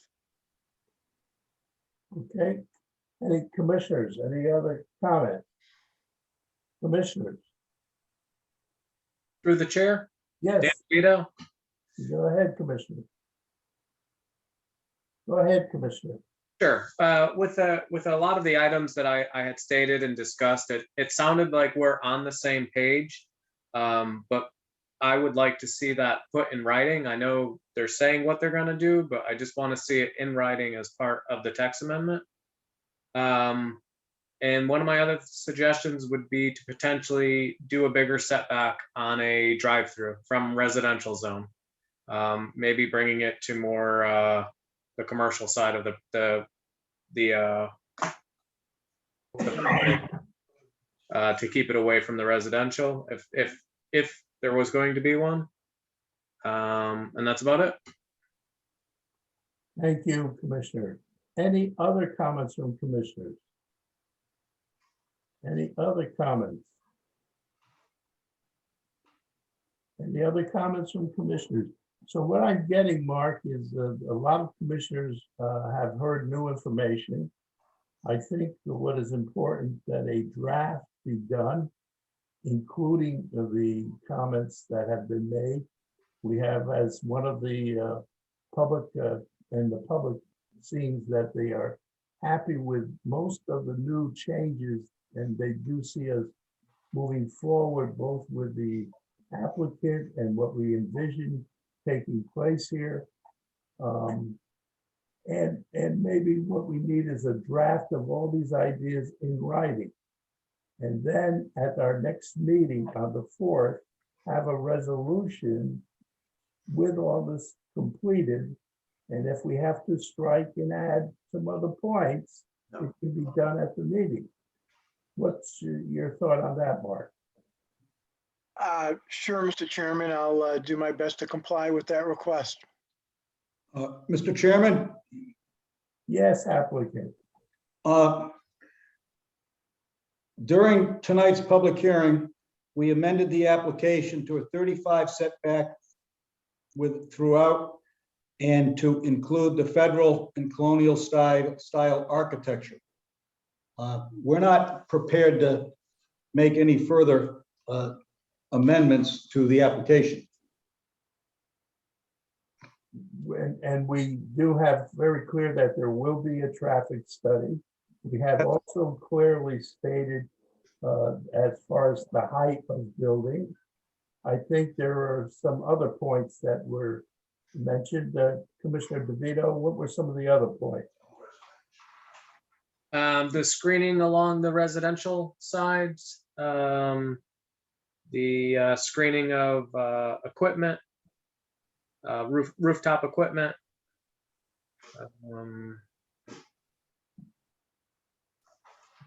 Approval, changing the word review to approval for the master plan.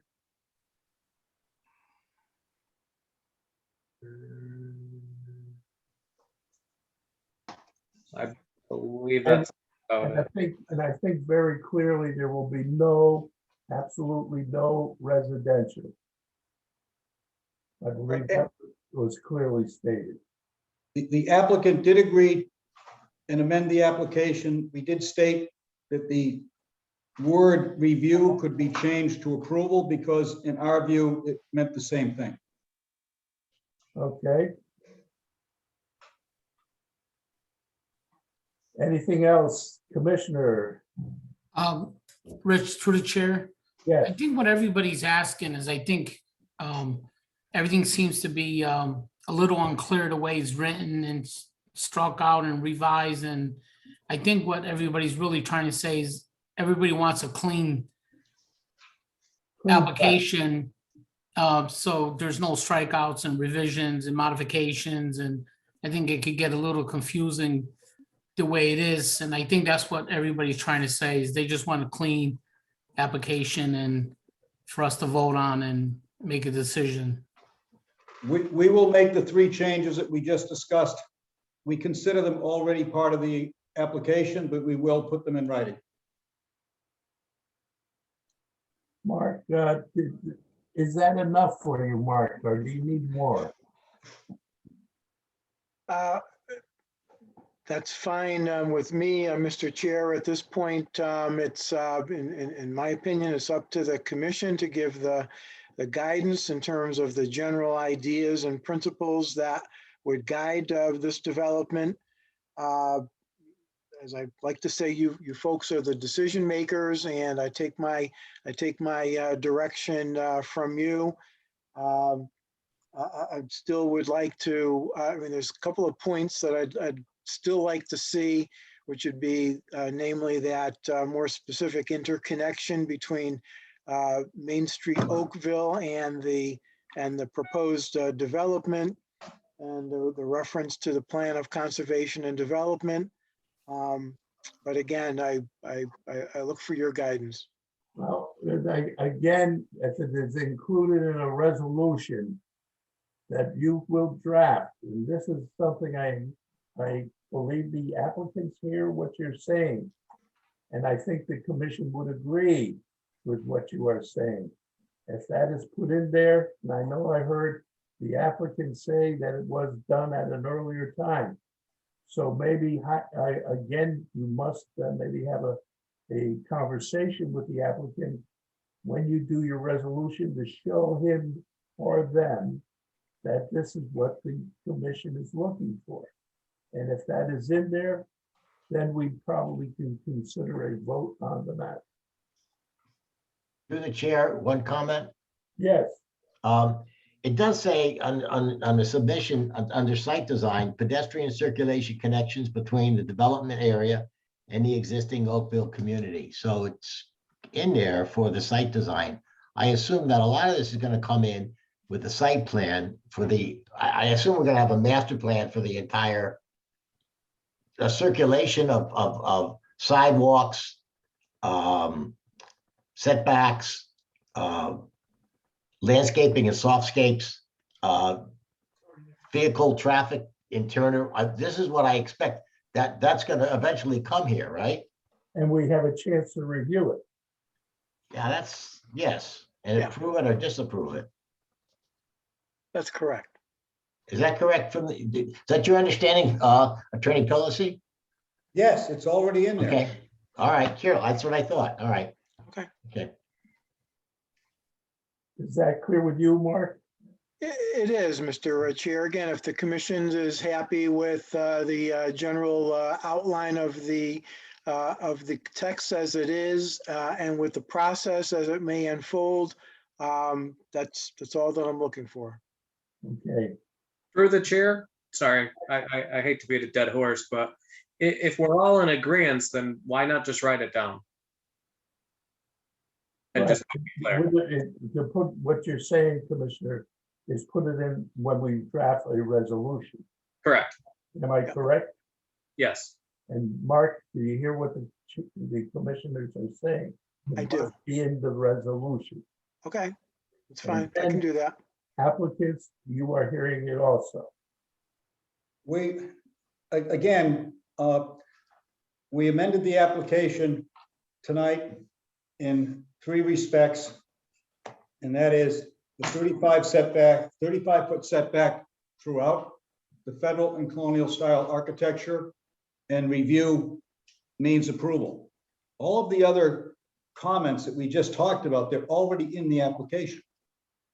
And they're more appropriate in any event for a specific site plan, master plan review and approval. So we feel that the application as presented and as amended tonight is the application that ought to be voted on. But what we will have then is a resolution, and whatever is drafted by staff and what is approved will be what we will decide on. Is that the will of the commission? Can I hear from other members other than Commissioner DeVito? Commissioner Gillette? How about, what do you have, comments, Commissioner Polk? Commissioner Antonisi? I'm good with what's happened here. You know, let's proceed. Commissioner Cavallo? I mean, I agree with Ray. I think it's a little muddy the way it is, and, I would like to have seen it neaten up and put it in a resolution and just made it really black and white. But I think they have everything in there that we wanted. And I think since we got final approval on the master plan on how it's all gonna work out, I don't see harm in moving forward. One comment, I think we should share with the applicant, Commissioner DeVito, written notes. Okay, so that they can see those before, so if they have an opportunity to make any changes, at least they see some of the concerns. Is that possible? Commissioner DeVito? To share with the applicant? Sure. Is that acceptable to the applicant? We believe we've already seen them. Oh, okay. And we've responded to all of them tonight. And you believe they're incorporated? No, the only things we're going to change from the present written application is the 35-foot setback throughout, the federal and colonial architectural style will be specifically incorporated and has been, and review equals approval with respect to the site plan, master plan. Everything else to a large extent is already in there. It's already in the application. Is that satisfy Commissioner DeVito?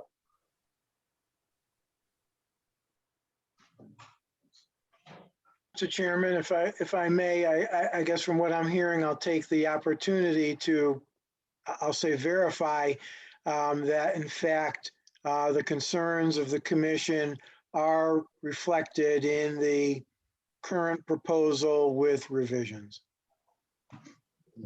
Very good. Thank you, Mark. Okay. Is there any other comments from the public? Any other comments from the public? We are working here very hard. Yes, Mr. Commissioner, I had 3 hands raised. Amy is the first one. I'll allow her to talk. Go ahead, Amy. Please state your name and your address. Hi, it's Amy Russolillo again, 21 White Street in Watertown on behalf of Janine and Carmen Russolillo. What I'm hearing, it sounds like you guys might be going ahead and voting tonight. And I just want to say, as the commission, it is going to be a disservice to the residents of Oakville. And I really hope that that is not going to be considered tonight. That's all I got to say. Thank you. Any other comments from the public? Yes, Mr. Commissioner, we have, they just dropped off. Hang on one second. Let's give it a second to wait to anybody else. Yes, Al Nichol would like to speak. Commissioner, I'm sorry, Alan Nichol, would you please state your name and address? You just did, Alan Mickle, and my address is 95 Woodbine Avenue. I have to agree with the last speaker. To me, what went on tonight, it is still very vague of what can happen and what will happen. I would propose that you postpone this, write it down like was suggested, and review it again. They have time. We can do that. We don't have to pick the first apple off the tree. Other things can be considered. So I would suggest you don't vote it on tonight. Thank you. Thank you. Any other comments? Any other? Yes, Mr. Commissioner, Chairman. We have Doug and Diane. Okay, please speak. Doug and Diane, state your name and address. Diane Haggis, 53 Hillside Avenue in Oakville. Thank you. I agree with the two previous folks who said there should not be a vote tonight. There was a lot of discussion. I thought it was pretty clear that you were going to wait until the August 4 meeting. And I think you should do that. I think you should think about what we have. There's a lot of things that are going to be put into writing. And it's not a lot of time. August 4, is certainly a fair amount of time for everybody to review it. So I thought we had that discussion. We had it. It was pretty clear. There were a lot of conversation about it. And I thought there was agreement among the commission that you were going to wait until August 4. And now at the last minute, we're kind of pushing it through. That's a problem. It shouldn't be pushed through. It's a big deal. I also wanted to please refer back. Someone asked about that building too that wasn't identified in the rendering, and they had asked Attorney Pillacy about it, but I don't think that question was answered. So I would like to pose that question again. It didn't come from me, it came from another person, but I don't think anyone ever answered that there was something missing in the rendering, building 2, and nobody ever addressed why in the rendering there was not something that said specifically about the drive-through that you keep discussing. So that's a fair question. Thank you. I think I'm going to make it very clear there is not going to be a vote tonight. That's why I keep mentioning that there will be a meeting on August 4th. Our next planning and zoning meeting is August 4th. We will not take a vote on it tonight. Is that clear to everyone out there who's listening? Is there any more comments? Yes, Mr. Chairman, we have Catherine Camara again. Allowed to talk. Please state your name and address. Catherine Camera, 31 Cottage Place. I found it interesting. You've said that, that the residents are happy with the changes. I'm not sure if anybody's listening. There's people who have said, we've recognized that there's been some changes made. We've recognized what they are. We've recognized that you've showed us a untitled sketch of what it could look like. However, everyone you're listening to for 3 public hearings has said they don't want drive-through, and yet you continually act as if that's just not even being mentioned. I believe I've only heard one public participant who's actually been in favor of this, and that was our former chairman, Eric Markowitz, who said that someone could pull a permit and put a 5-story factory on there when that's not even accurate because it's commercial. So I think you can do, if you disregard his comments, you have not had anyone coming on here saying, yes, we love this and we're happy with it and it's great. So I just have to wonder how much you're really listening to these residents who keep telling you we don't want drive-through on that property. So, and I just want to also remind you of my comments earlier about the vague and imprecise language and possibly having our town attorney check the case law on that. It would be very important before you vote. Thank you. Any other comments from the public? Yes, Mr. Commissioner, Brian is allowed to talk. Go ahead, Brian. State your name. Mr. Antonelli, you basically, I live on 15 Henry Street, Brian D'Amelio. You basically answered my question. We're going to wait till August 4th for this. Will this be an in-person meeting? Right now, I have not made any decisions depending upon what happens with the governor, what happens with the town manager's office, what happens as to where we can meet, what type of conditions will exist at that time.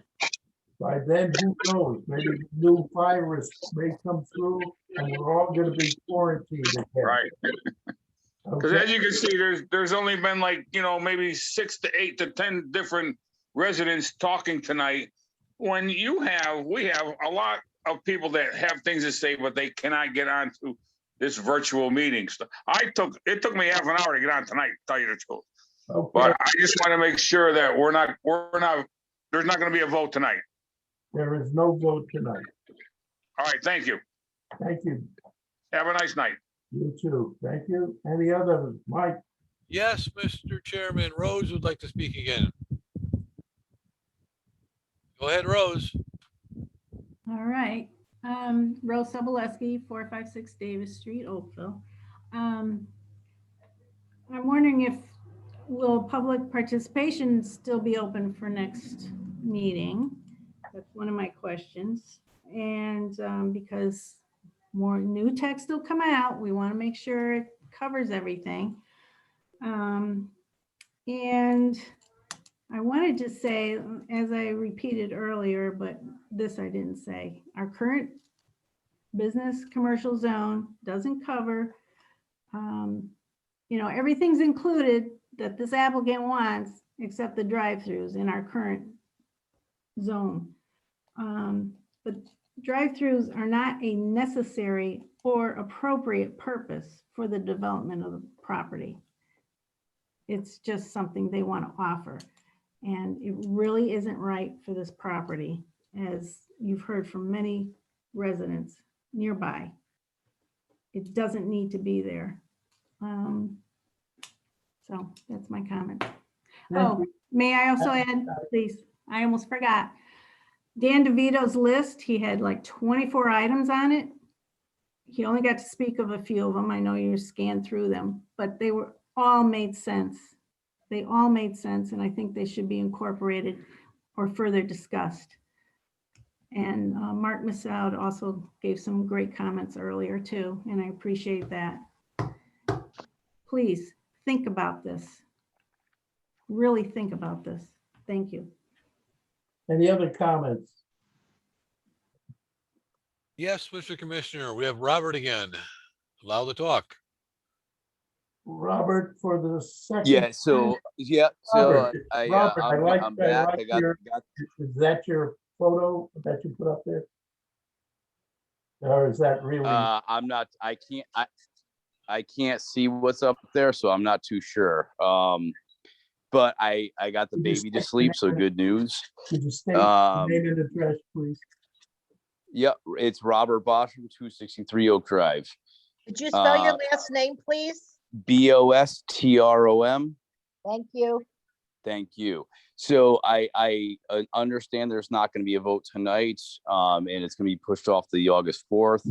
I understand what you previously said, that we don't know what's going to be going on in the future.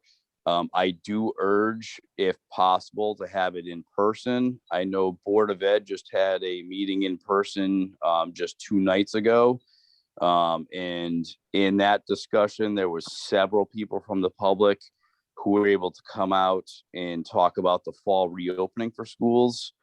And I believe earlier the discussion was like a limit of 25, but based on from what I saw from that meeting, there was much more than that. And I don't know where they hold their meetings, but if we could accommodate something to actually get people in rather than doing this virtual. And if it does go virtual, I want to urge to get those letters and emails from the public read into the record rather than just having them broadcast onto the website or in the meeting notes, because those who can't make it in virtually, I believe that they have the right to have their voices heard and their concerns heard as well. And if they're not read into the public record, those who are able to be in attendance don't necessarily get back onto the website or into the meeting notes to see what they have to say. And secondly, I want to reiterate my major concern for applicants and them not willing to go forward in the future with these special permits. If anything has to get done and they have something that needs to be brought up in future developments, I don't know why they're so opposed to having a special permit brought up and voted on by either commission or having a public hearing on that, rather than them just trying to force through this application and get it approved so that they can get done whatever they want to get done. And they have this module that they brought out tonight that, hey, this is what we want the idea to look like, and we'll do this colonial or, you know, whatnot architecture. But if it's not in writing or not documented and we can't commit to anything, we should have the ability to have the commission or the public going on in the future on this project have a voice as to what gets done on that property. And they shouldn't just have an open end on whatever they want to do with the restrictions that they put in with the height limit and the 35 feet away from, you know, the residential areas and whatnot. And again, it would be a lot better for the public if they weren't so, you know, clear in their intentions with their building today with 1, 3, and 4. If they came out to the public and just said, hey, here's building 2 with our drive-through, and it's going to be a Wendy's, and we're going to just say, here it is. We already have it lined up as a contractor, and that's going to be our drive-through. But them trying to play it off, it's going to be, we need a drive-through for a bank. They already said that they don't know who their contracts inside those buildings are going to be.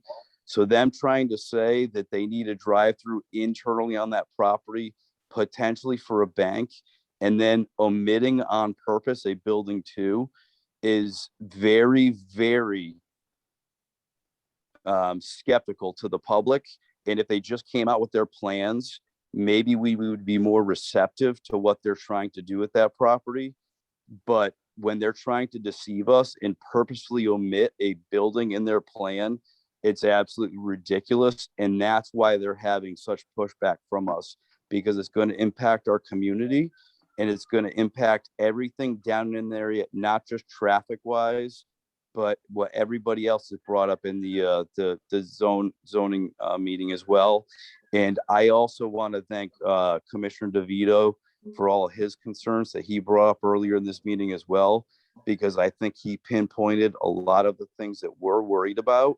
And I think that every commissioner on this meeting should listen to what he said and listen to what the public is saying and give the whole public an opportunity in person to meet with these applicants. And I would also like to know previous partners of these applicants, a list of those, so that we can make sure that there's no conflict of interest with any of the commissioners that are currently serving. Thank you. Okay, thank you, sir, and have a good night. And is there anything else, or is that it, Mike? No, Mr. Chairman, we have Amy back. Mr. Chairman. Allowed to talk. Mr. Chairman, I'm sorry, just a point of order. The commission is going to make one decision tonight. You're going to vote one thing tonight, which is to either close the public hearing or continue the public hearing. So I just wanted to make that clear, because it sounds like folks might have a little bit of a misconception as to what's going to occur. Correct. Hello? Go ahead. Oh, okay. I'm going to make this very quick, and I apologize. But I also have my father-in-law here, Carmen Russolillo, who lives on 110 Riverside, and who wanted to speak. But before he does, I just wanted to make something very clear. It shouldn't be closed to the public. People have a lot to say. there, as the gentleman before me mentioned, Board of Ed just recently had an in-person meeting. Also, there is an article from the Republican American from Monday regarding the Watertown shooting incident and how they're going to hold an in-person meeting on June 21st, June 21st. So there is no reason why we cannot hold an in-person meeting on August 4th. So that's all I had to say, but please, my father-in-law again would like to say something very quickly. You have to say How your are name you? and address. How are you? My name is Carmen Russolillo. I live at 110, 112 Riverside Street on the corner of Henry Street and Riverside. I was just going to suggest to you, gentlemen, if you can't find a place, why don't we have a meeting on the slab in Sealy Mattress so we could really get a picture of what it's going to look like? That's it. That's all I have to say. Thank you. Any other comments? Yeah, he doesn't even want to acknowledge anybody. Any other comments? Yes, Mr. Commissioner, we have Catherine again, loud to talk. This is for the third time, I believe. Yes, you're right. It's for the third time. It's Catherine Camera, 31 Cottage Place. I just want to briefly say, as Amy Russolillo just pointed out, that it's actually Commissioner Antonetti, who's also the commissioner of the Police Commission, who's I explained this at the who's beginning. holding the Mike, would you please? Yes, Mr. Commissioner, I have temporary under your command, muted. Yes. Go ahead, talk. I clearly stated that the police commission meeting is not related to what we are doing tonight. I also explained why there was a problem in holding a live meeting due to a memo that came from the manager's office, which came from the governor back in May, and we had to comply with that. So I do not want to repeat that. And I do not need, again, any commentary that is negative. We are here discussing the Sealy property, and this has been repeated. If there is new information that Camara has, please, Mrs. Camara, state that new information related to the Sealy property. Open it up. Go ahead. I would appreciate you're not interrupting me. I was relating, this is related to the Sealy property. I'm repeating what somebody else just said, but you didn't mute them when they said that there's a public meeting that was publicized, and yet you're questioning holding a public meeting for the Sealy property. This is related to the Sealy property. So how I'm just confused as how you can say that due to the governor's ruling, you're a commissioner on two commissions, that one commission does not have an open meeting and one does. So it's very disingenuous to us how you're finding that that's appropriate. Doesn't make sense, but thank you. Thank you. Any other comments, Mike? No, I see no. Oh, hang on, Mr. Commissioner. No, not at this time. No hands raised. There was one that went down, up and down real quick. Okay. Any other comments? Any other comments? Yes, we have David. Come on.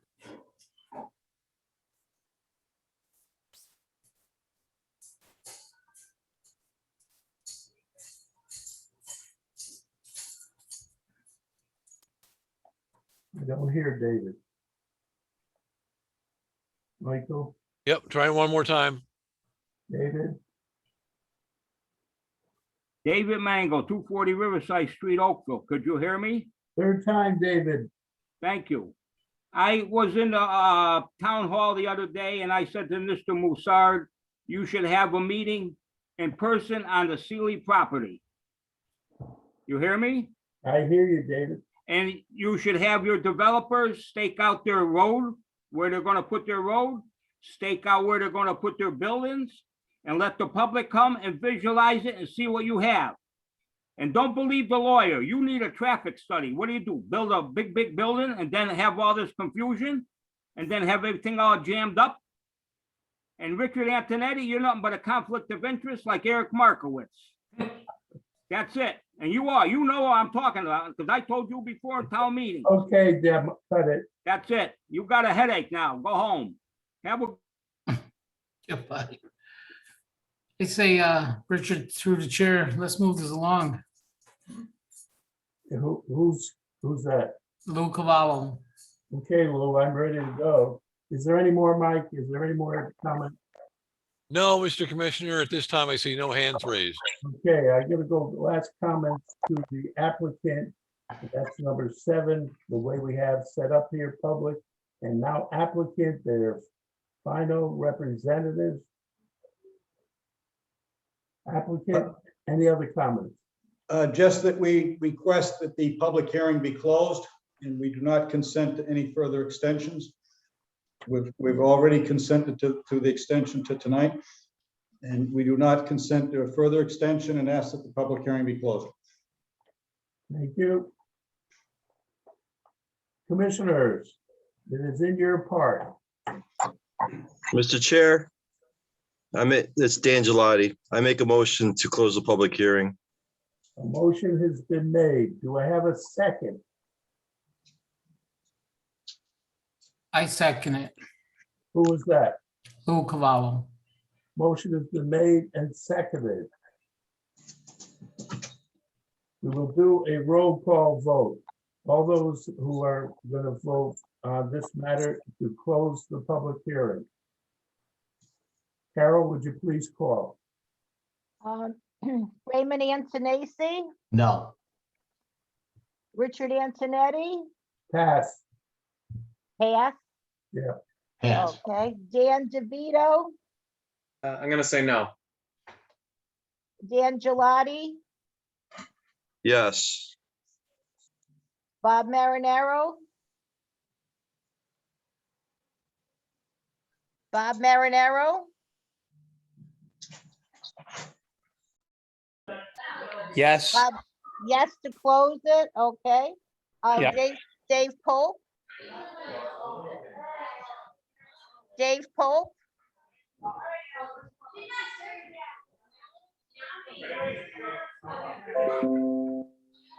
Dave Pope. Mr. Commissioner, there we go. No, Okay, Dave Pope, I know. No. you vote no, okay. Lou Cavallo, Yes. okay. What's the count now, Carol? Hold on.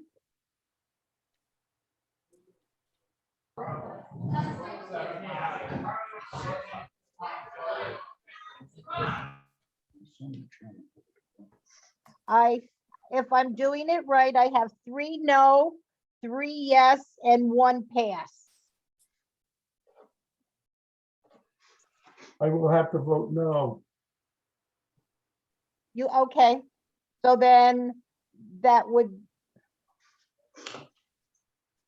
It okay, means then that- it would be 4 no and 3 yes. Correct. The vote has been 3 to 4, 4 no's and 3 yes, so therefore it is a no. And that means that the hearing is going to be continued to the 4th of August, our next meeting. Could we ask the commission to check your time periods? Because I don't think you have the ability to keep the hearing open without a consent or request from the applicant.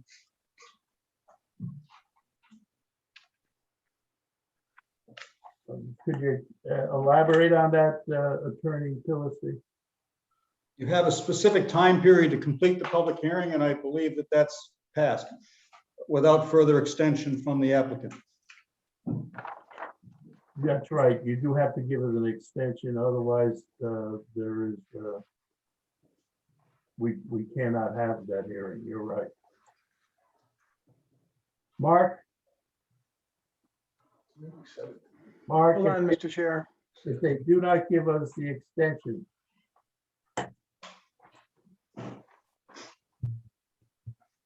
Are you there, Mark? Yes, I am. it is a dilemma, then what happens? Well, the commission could vote to deny the application or take its chance and just go with the continuation Wow. without the extension. There has been, I'm not sure that the governor's orders have expired with regards to land use meetings and extensions, which were fairly liberally granted in the beginning of COVID. Honestly, I can't say that I could answer your question tonight. Mark, through the chair, Mark, is there some provision that you're aware of in the statutes that if the commission doesn't take action, a plan is automatically approved? And does that apply to public hearings closures? I don't believe in this case because this is a legislative action, it's not a site plan, it's not a special permit, not subject to those requirements. Thank you. Thank you. This is more in the realm of a commission, again, legislative action on its own. Even though the applicant submitted the application, it's more of a legislative action on the part of the commission. I would say you have a fair amount of latitude in this case. Okay.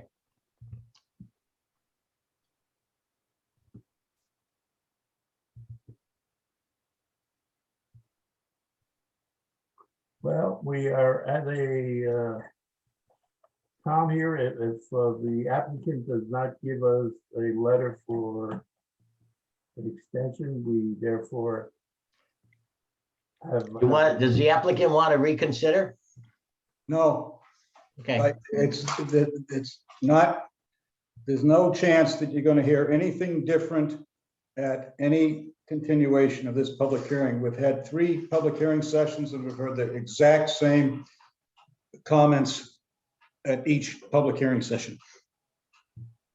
And it appears therefore the applicant does not want to extend the opportunity for a public hearing on August 4th, which we are willing to move it to if that is given. It is true that we have heard from people on the public, and yes, it may be an open meeting. It may be at this time, we do not know. That would satisfy their needs. And we obviously will hear some of the similar comments that we heard. And if we do not want to sit through that again, we did have 3 hearings in which we heard as many of the public in repetition several times. I do understand that.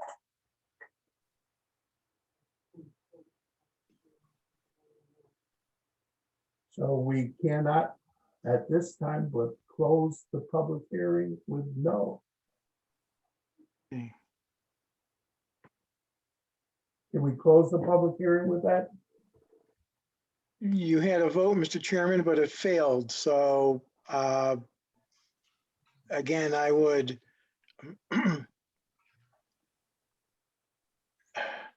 I would take the risk in continuing the public hearing at this point. To August 4th. Correct. Even without the extension? Mark? Yes.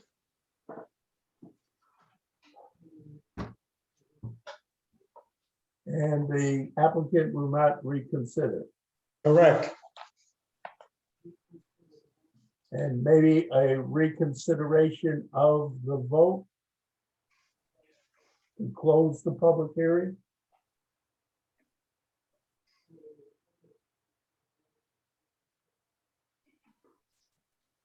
We have a motion to reconsider the vote. Mr. Chair, this is Commissioner Gelati. I make a motion to close the meeting again. And to reconsider the previous vote. Yes, sir. A motion has been made to reconsider the previous vote. Do I have a second?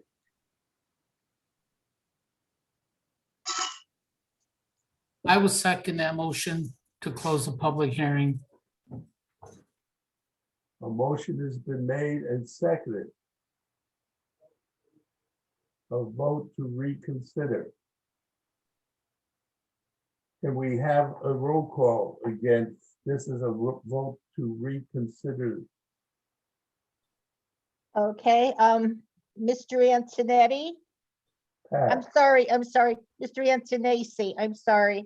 No, no, I'll pass if he's gonna pass. I will vote at the end. Of course. All right, so let me start again, please. Raymond Antonacci, Pass. pass.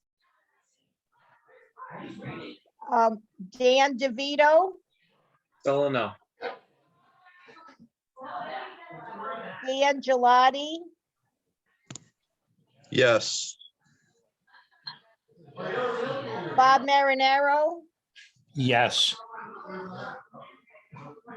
Dave Pope, No. Lou Cavallo, Yes, Richard Antonetti. You got the wrong fingers up, Richard. Richard Antonetti, I need your Yes. vote. Yes. Yes. Did you do all the members? No, you didn't get me yet. No. No, I'm sorry, Mr. Antonacci, I did ask you your vote. You can give it to me again? No. No. So we have one person changing his vote? Which is you. No, not me. I'm I've been sorry. no all along. Okay, I I'm- think One person Commissioner changed their Antonetti vote. changed his vote. okay, sorry. Is that correct, sir? Yes. All right, so I So have, The motion have- passed. The motion passed 4-3. right, The motion to close the public hearing passed 4-3. No, that was to reconsider the vote. that's That was correct. Reconsider it. I'm sorry. So now we have to take a vote to close it. I need a motion to close the hearing. I thought I'm sorry, I thought the Commissioner Gelati's motion was to close the public hearing, Reconsider. to reconsider. Okay. but someone else, okay, sorry. It's confusing, sorry. Make a motion to vote on closing the public hearing. Bob Marinaro. They already just did that. So the motion would be to close the public hearing. Right. Yes. That's what he Close the said. public hearing. After tonight, I don't blame you, Mark. That is the motion. Do you have a second?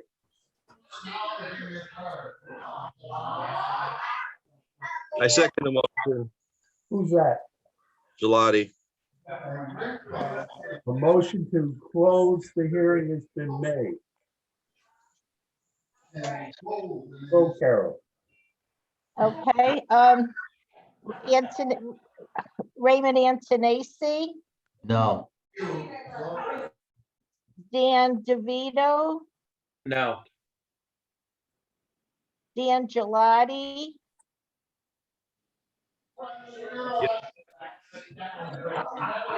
Dan Gelati, Yes. Bob Marinaro, Yes. Dave Pope, No. Lou Cavallo, No, Richard Antonetti. No. Okay, so That motion failed 5-2. Oh, I'm gonna look at the statute. I don't think they get too- So we can move forward with the meeting.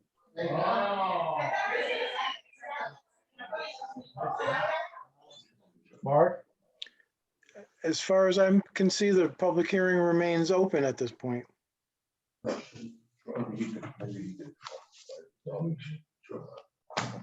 okay. Do I have a motion to adjourn? I make a motion to adjourn the meeting. I second it. Dan Gelati. We gotta end this meeting.